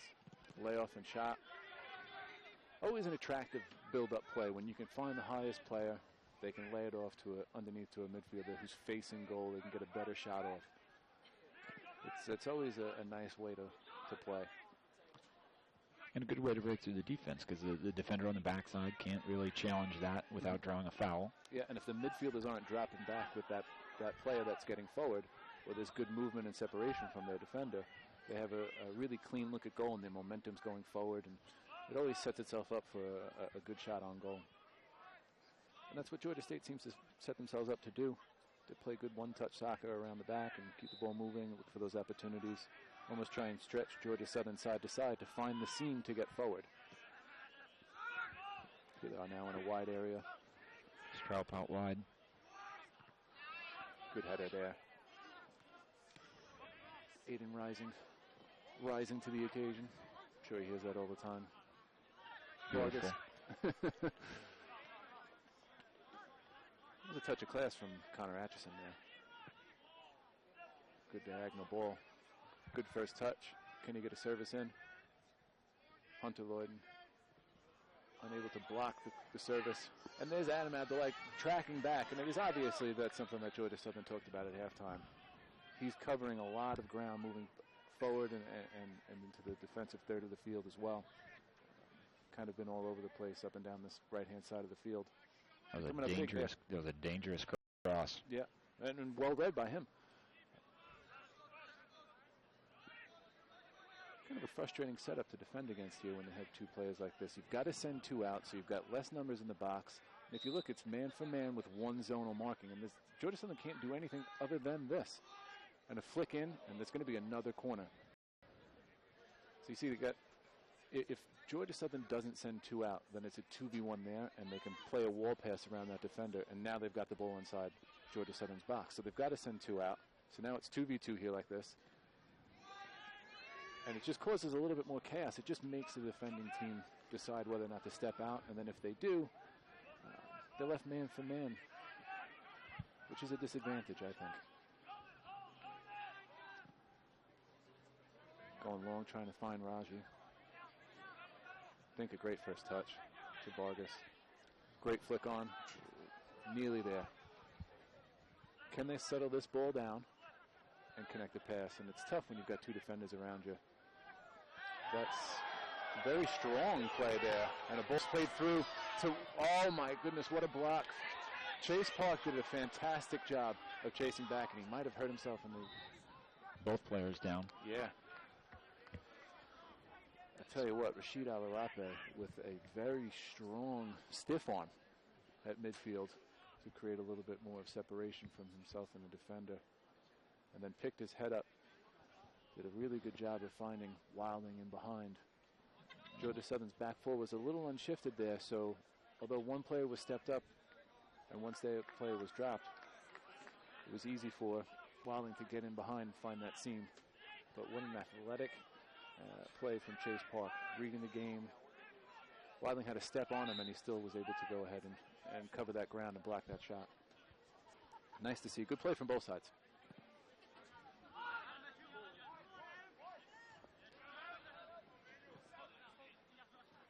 Raji takes that ball down well. Sprays the ball wide. He's stinking now. That is fantastic footwork, but it doesn't come off with the pass. Georgia State is really committed to that tackle there. Was the extra dribble necessary there? I mean, he went for a very creative move. I think he might have been better off in hindsight, maybe just playing that simply.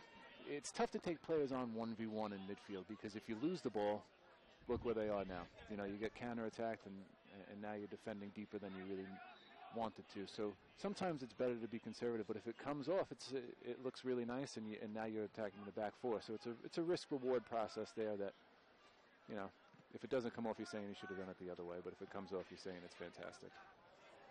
And that's where Georgia State's dangerous, is that's ref's going to call a free kick there. He's stopping play here. And issuing a yellow. Keevan drew the foul and the card. Yep.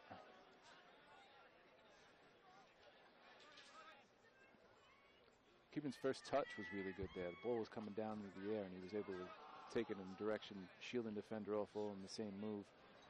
Kind of left August with nothing to do but foul. And I think that might be an accumulation of fouls that leads to that yellow card. Not necessarily that this was so malicious, but that may have been the third foul on Vargas, and sometimes referees clamp down. And here's a real scoring opportunity. Aaron Jones taking a kick on the ball. High wide and not dangerous.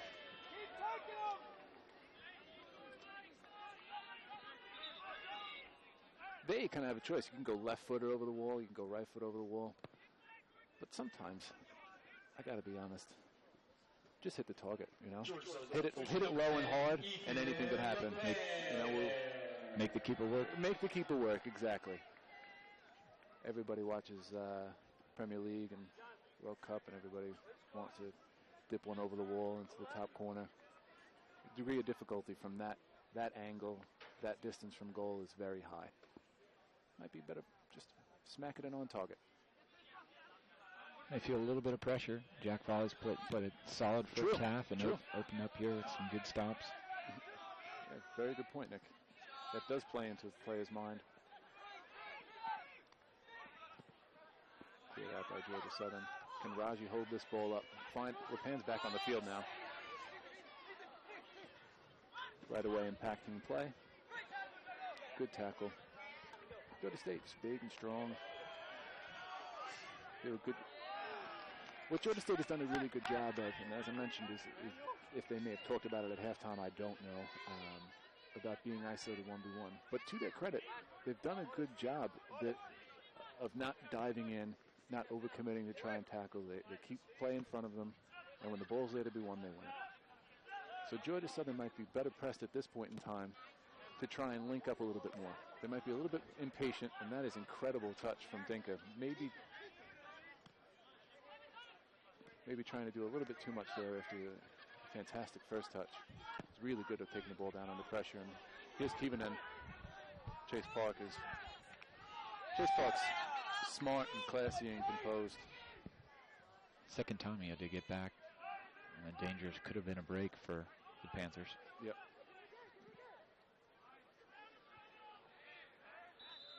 Foul at midfield. That one would have been a little bit tougher for the Georgia State forward as the ball was bouncing, not down by his feet, easy to control. Electing to play it quickly and on the ground and out the other side now to Melton right back here. It's kind of a 2v1. Abdullah, if he can get back on it, he's still got an opportunity to do something here. It's just going to be a throw-in. Can Mapan get a turn in against 3 defenders? He's got a hard time now of this. Melton takes a really good first touch. Might get a corner out of it. Fighting, trying to earn anything.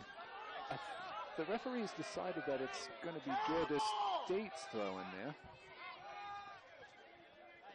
Got a lot of fans here, Nick, and they're in the way right now. So we're having a little bit of a difficult time in the corner. It's been a great atmosphere, yeah, though. It really has been. It's nice.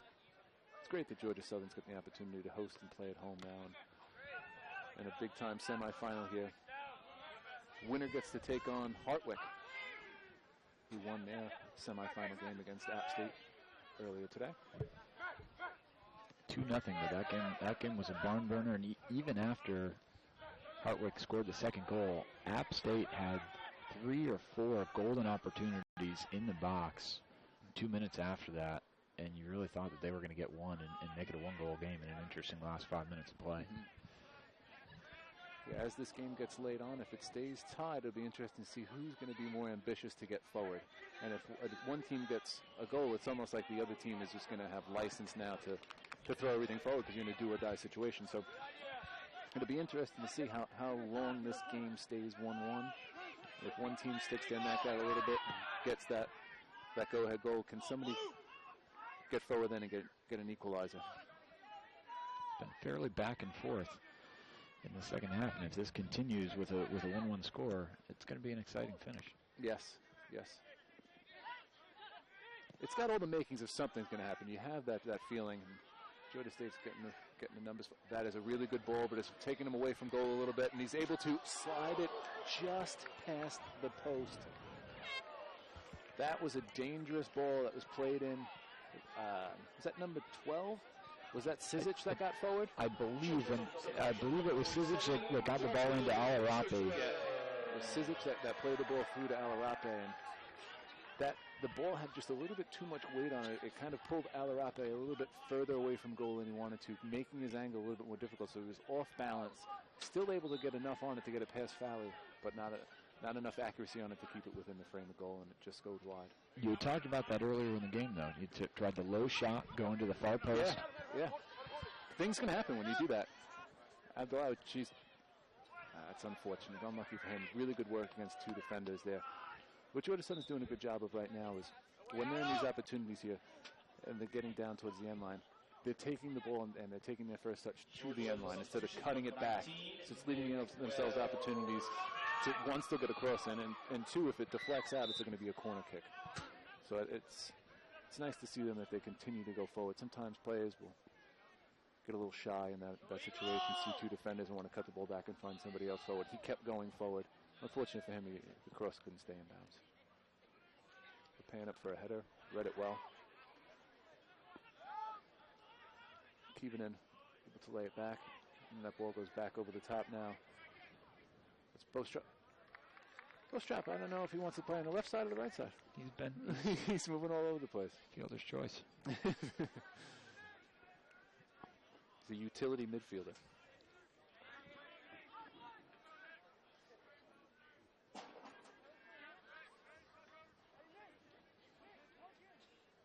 maybe he wasn't getting the opportunity to get forward because Abdullahi was doing such a good job, and maybe Serency decided maybe I'll switch my wide players, since on that side of the field Georgia Southern hasn't dropped as much defensively. Maybe that'll free up Strout to get a little bit more time and space on the ball. Yeah, we had talked about that. Abdullahi's done a great job of pressing. Yeah, yeah.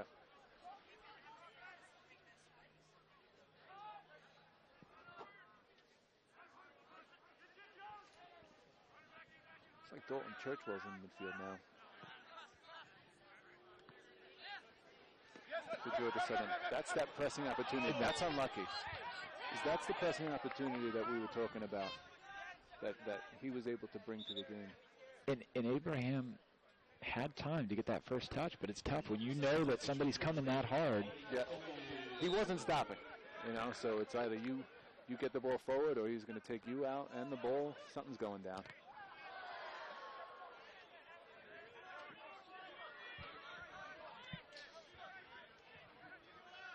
A lot of effort from Abdullahi, but not a lot of result. Yeah, it's something I think he's knocking on the door, though.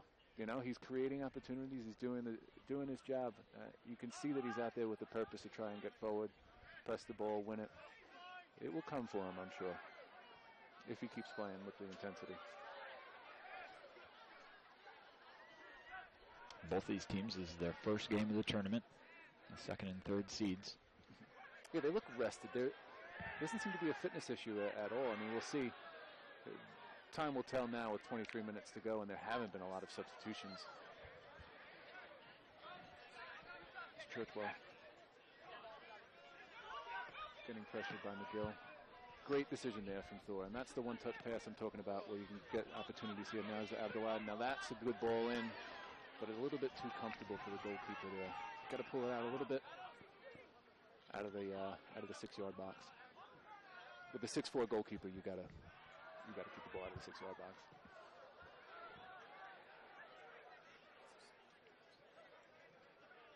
Wilding now. That was an off-the-ball tangle of players there that the referee saw as a foul. And so now Georgia State has the opportunity to put another one into the box in a dangerous area. It's tough when you're defending and trying to track back, and sometimes legs get tangled up, or you have to pull a jersey to keep up. I think that's kind of what happened there. The referee saw it, gave a foul, and here's something that we'll see if Georgia State has any kind of set play for this. McGill is wide open. He's able to take a touch. He does not want to use that left foot, though, to put the ball back in. He uses his right foot, and ultimately that leaves a difficult angle for anybody to get on the end of it. Georgia Southern content to just play the ball long now, get themselves out, regroup a little bit. That's the second or third time in the second half where a ball into the box, Jack Foley is elected to stay back on the line. In the first half, he was much more eager to come out and challenge on those. Yeah. I think that was a tough one for him to come out on. One that certainly he may have taken a step to see if he can go get it. But the interesting thing is McGill is unmarked on the back post for the second time. So that's something that I think might need to be addressed there.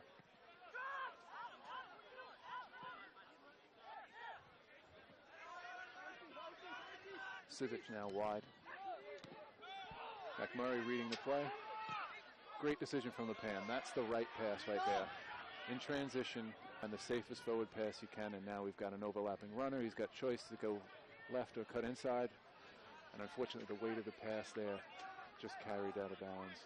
And that was also Abdullahi coming back and applying that pressure. That pressure, yep. Two key things that Georgia Southern's done well is McMurray is stepping in, picking off those passes, kickstarting counterattacking opportunities. Now it's Melton. Wilding with a little bit too much time and space in front of the back four, though, for probably Georgia Southern's liking.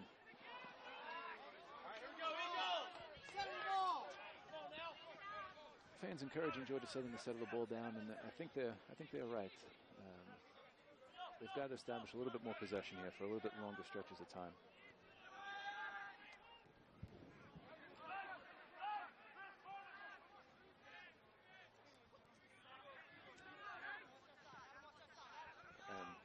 Now we've got Georgia State whipping a ball in with the left foot.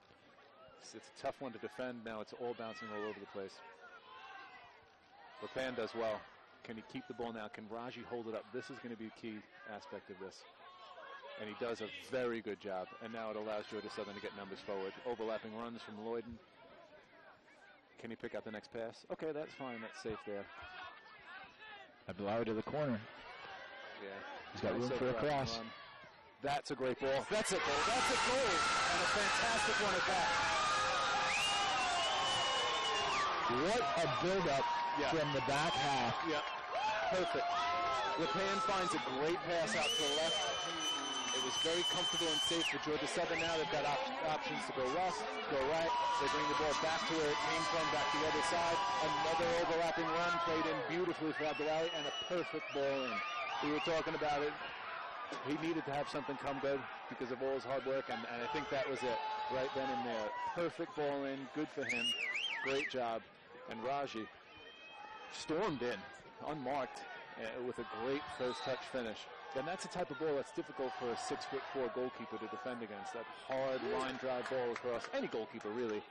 What a twist in fate, though. We've got the ball bouncing around in the Georgia Southern box. Georgia State looks like they're being very dangerous. Things look chaotic. And then all of a sudden, just a clinical breakout. Yeah. And just a well-formed play all the way through. Yeah, great build-up. Georgia Southern's move of the day. He's played onside. Ball laid back now. Here's Weiling's on his weaker left foot. Interesting there. It looked like Alarape was offsides, but he did a good job of timing his run. The ball got in, played in behind. 15 minutes can save you 15% or more on car insurance. Visit us at The Panthers are looking to try to equalize this up. They're very comfortable, coming out. Not panicked. And that was Nick Wells with the header there to get out. And Nick Wells was the one that was on the ball that got it from the pan that crossed over midfield. But made a smart decision on that goal. Ball's played in dangerously here. Cut out by McMurray yet again. Ball's out there thrown. This has been a great response though from the Panthers. Yeah. After a goal, they've got 18 minutes left, so they've got some time, but they've got a good sense of urgency to get that ball back and attack and create some opportunities. Yeah, they didn't flinch one bit, to their credit.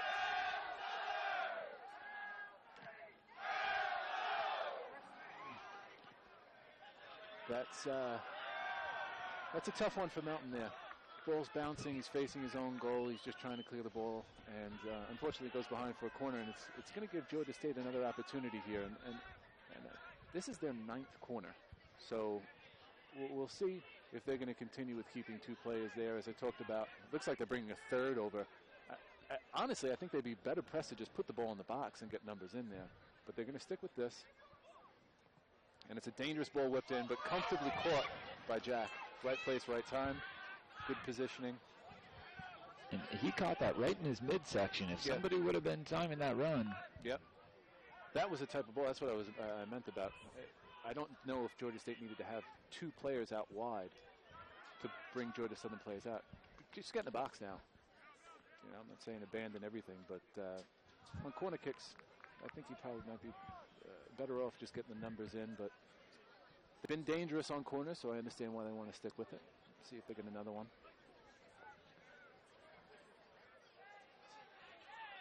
Players get tangled up, and referees electing to go for a throw-in. I didn't hear a whistle, although it looks like the ball's going to be on the ground for a foul.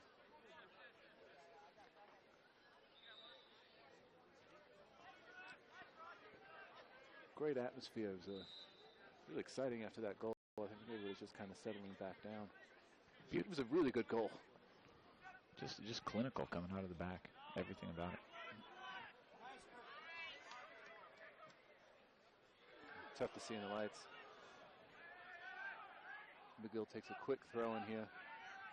Alarape now 1v1 against Parks. He tries to play the ball in. McMurray's with the diving header. And here's another corner kick. Talked about that bend but not break mentality that the Georgia Southern defense had in the first half, and they're falling into that again here. It's going to be all hands on deck for the next 15 minutes. Quick short corner played in, working a better angle in, and that's a dangerous ball in with a free header. Nobody Georgia really State didn't really look like they wanted that one. That was That was a good ball played in. And they're going to throw another one forward. Chase Parker probably just see this one out of bounds. Yeah, it's going to come down to corner kicks now because Georgia State is going to be playing the ball longer. They're going to be asking more questions of the back four and the goalkeeper, which always is going to lend itself to having balls go out of bounds. That's why you see a lot of corner kicks for the losing team late in the game when they try and throw numbers forward. So can Georgia Southern remain strong? They've defended 10 well now. Adam Abdullahi doing well to find a little seam. That's Nick Wells there, working hard, showing speed too, and closing that ball down and winning it back. Great hustle play. Borderline foul. Referee's done a great job tonight. Allows play to continue on. He's had, what, one yellow card? I think two. Chase Park.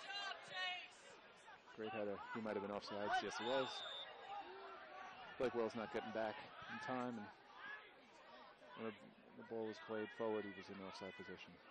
That's something I think coaches get annoyed with too sometimes. And you're speaking from experience on I'm that? speaking from experience. You know, forwards not working back fast enough sometimes get caught in offside positions.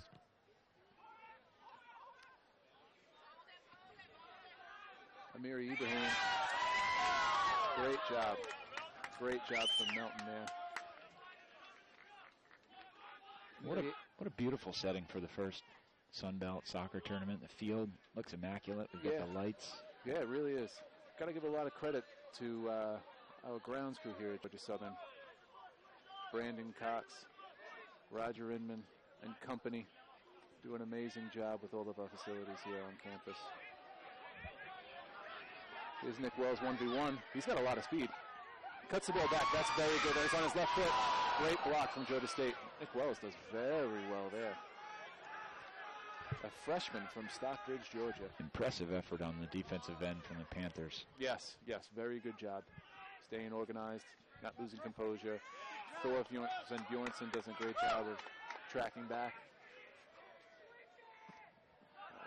And Abdullah looked a little tired on that pass. He's covered a lot of ground. That was Nick Wells, excuse me. Adam Abdullahi. This kid works hard. Just a phenomenal effort. All night long he's been pressing. Yep. Great fitness level. Good flick on there. Georgia State player going down, kind of looking for a little bit of a penalty perhaps. Blake Wilson trying to hold the ball up. Georgia State gets the ball back. Opportunity to serve the one into McGill's head. Amiri Abraham elects to not go to the end line. Cuts it back in. A lot of possession here at the top of the box for Georgia State. Composure on the ball from Adam Abdullahi. And now getting forward very quickly. It's nice to watch this kid play. Takes too long on the ball. And there was an advantage there. But the ref decided not to call. There's another yellow. The yellow is for dissent. And if anybody should really be upset about that foul being called at that point in time, Blake Wilson was able to get on the ball, and there was an advantage to be played. And I think the referee probably understood that, but he called the foul. It was too late to call it back. But Georgia State argued with the initial foul and got a little too close to the referee there. You can't do that. Blake Wilson had initially come back to that play, held the ball up nicely at midfield. Yep. Georgia Southern was able to get numbers up behind him. Thorsten Bjornsson. Only two players forward there in the box for Georgia Southern. Kennedy's on the sideline there. Given instructions, you might see Georgia Southern playing into a 4-5-1 now at this point in time and tucking those wide players deeper into midfield to try and counterbalance the 3-5-2. That's probably really now more numbers than that getting forward for Georgia State. Last 10 minutes, you know they're going to put everything forward. Got 11:20 left. They're making a sub here now, Georgia State, and I wouldn't be surprised if this is a change in formation. Georgia State substitution, number 27, Andy Angley. Keevanen's coming off. I thought Keevanen did well. but kind of playing a little bit more of a holding midfielder, a linking player, bringing on an out-and-out forward who's probably going to give them a little bit more width in the attack. That's a hard foul. But the referee has a better view than we do, decided that it was not a foul. It's also a foul. 2 Georgia Southern players strewn about on the field. Players working hard, both sides. It's been a good game. It's been clean. It's been fair. There's been some hard challenges now and again, but the referee's done a great job of keeping tempers at bay, making right decisions, being quick. And I think that's the biggest thing for a referee is to be quick with the whistle, which is what I alluded to earlier when there was an advantage we played. But he was quick to call a foul. He's been decisive. He's decisive, exactly. He's Anglade now.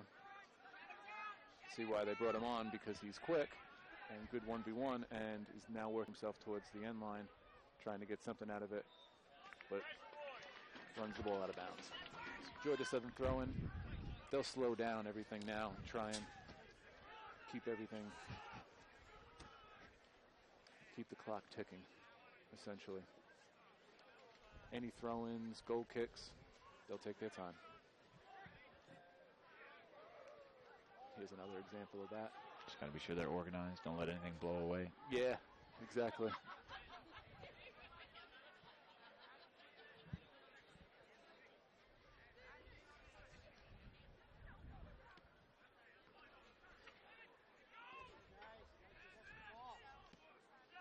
Good one-touch passing from Georgia State. Defended well by Grace Park. Let's raise your arms up in the air for some Sun Belt Conference t-shirts and soccer balls.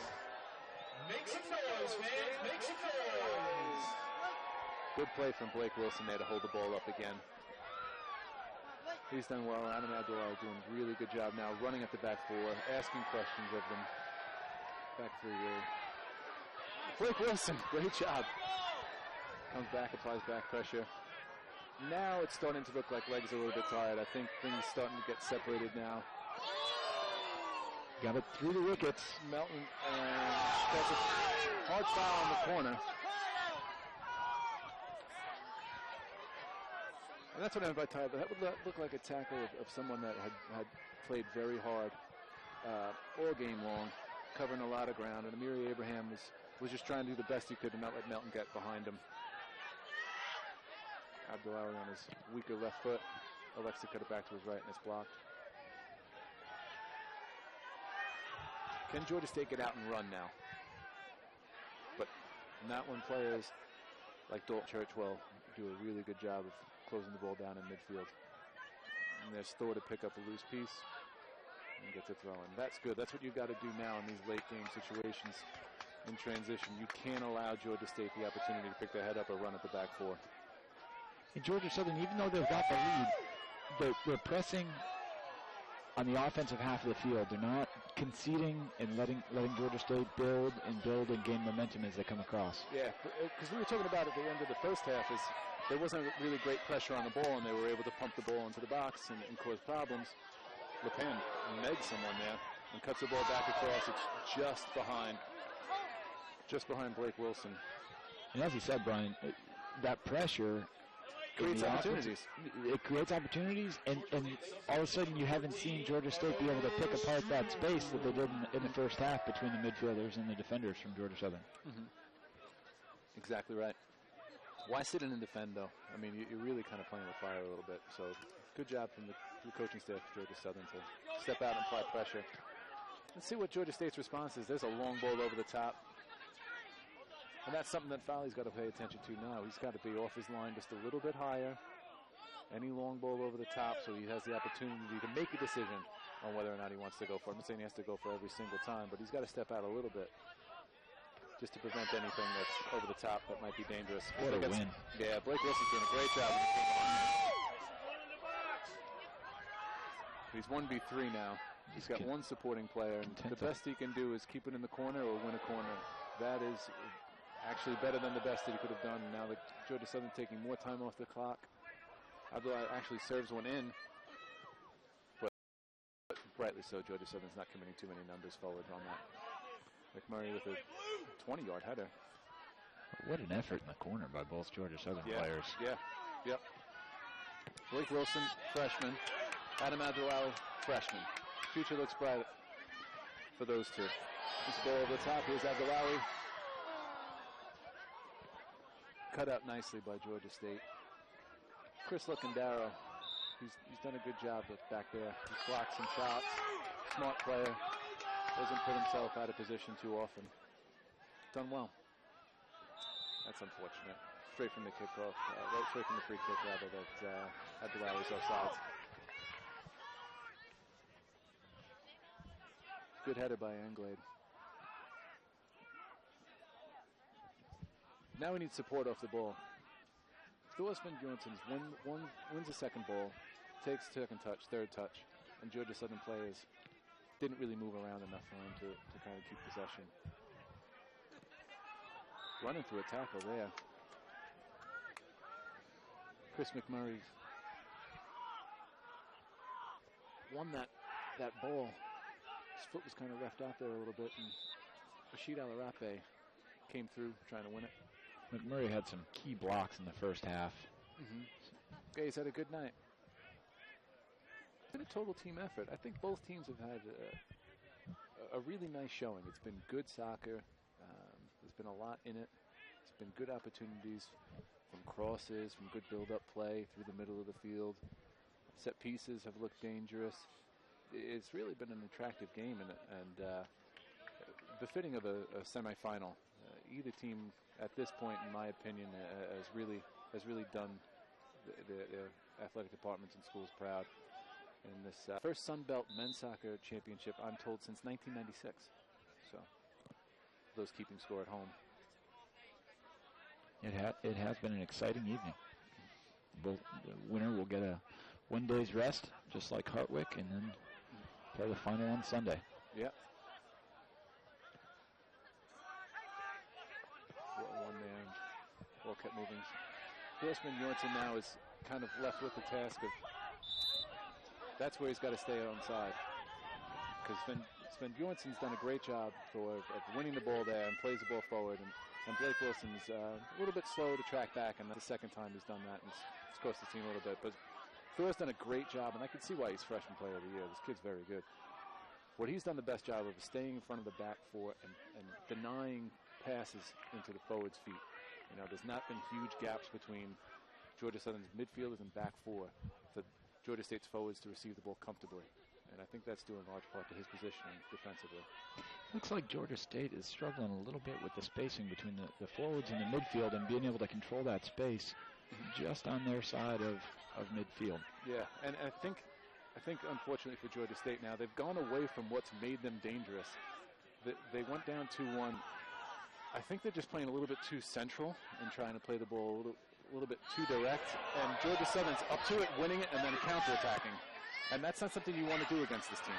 Because as you can see right there, there's a clear opportunity nearly for Georgia Southern to get something moving forward. But if Georgia State wants to pump this ball forward now, Georgia Southern's got numbers behind the ball in their position. Once they win it to counterattack, they'd be better pressed to do this type of build-up, which has given them success leading into this.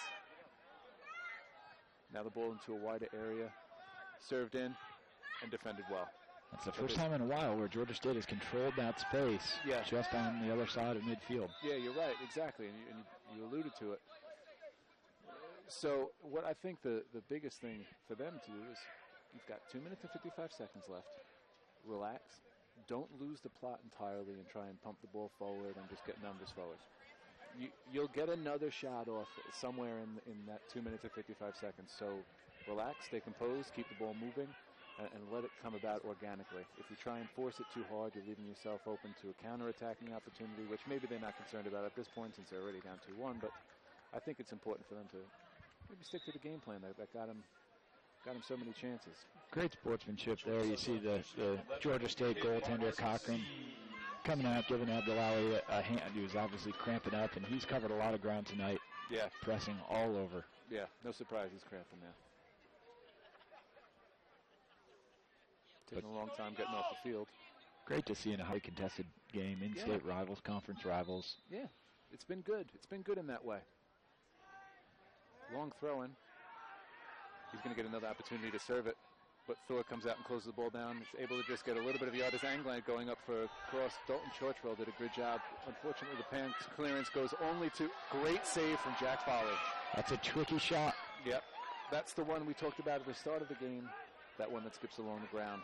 Jack Foley did a great job there of just parrying that one around the post. Big corner here. Free header. It's almost as if Georgia Southern didn't have the opportunity to jump there. They were kind of caught a little bit in deciding whether or not to contest for that. And McGill he does a good job of getting free on these set pieces. He just a bit unfortunate tonight on not getting anything on frame. Needed to direct that ball down. Yeah, you got to head that one down. But here's a chance now. It's 3v3 as Vargas plays the ball back across. It's the right idea. That's what happens when you go far post. You're still leaving yourself open for something. It wasn't a shot. It wasn't a cross. He's maybe caught in two minds there, but here's a chance now for the Pan. 1v3 unfazed. Blake Wilson, great first touch away from the defender. He's got it in the corner holding. And you knew he was going to get run over there.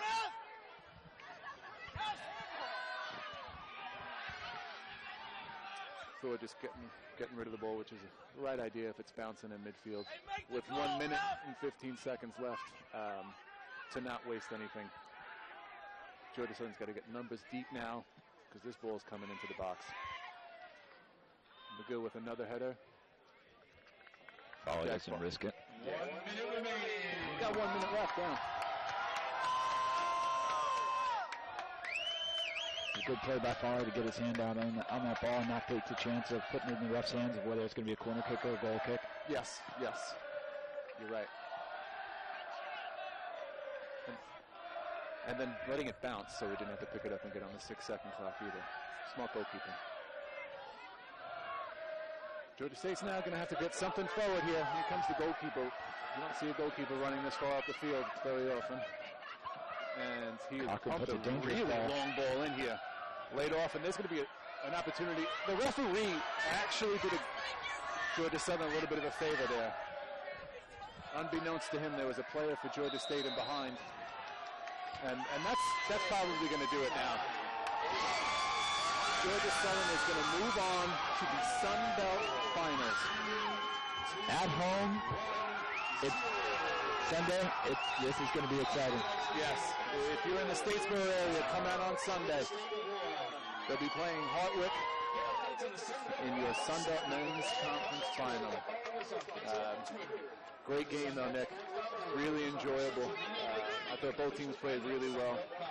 It's unfortunate for Georgia State, but Georgia Southern deserved that, I think. They came out in the second half with more purpose, tactically a little bit more aware of their surroundings and how to defend and put pressure on Georgia State, and that's what I think the difference was. I think Georgia Southern was the better team out of the halftime break, and they get the 2-1 result. I would have to agree that the number 3-seeded Georgia Southern Eagles defeat the number 2-seeded Georgia State Panthers 2-1 at Eagle Field. That's all from the Sunbelt Digital Network. Thanks to my partner, Brian Dunleavy. It's been an exciting game, and we look forward to seeing everyone right back here on Sunday.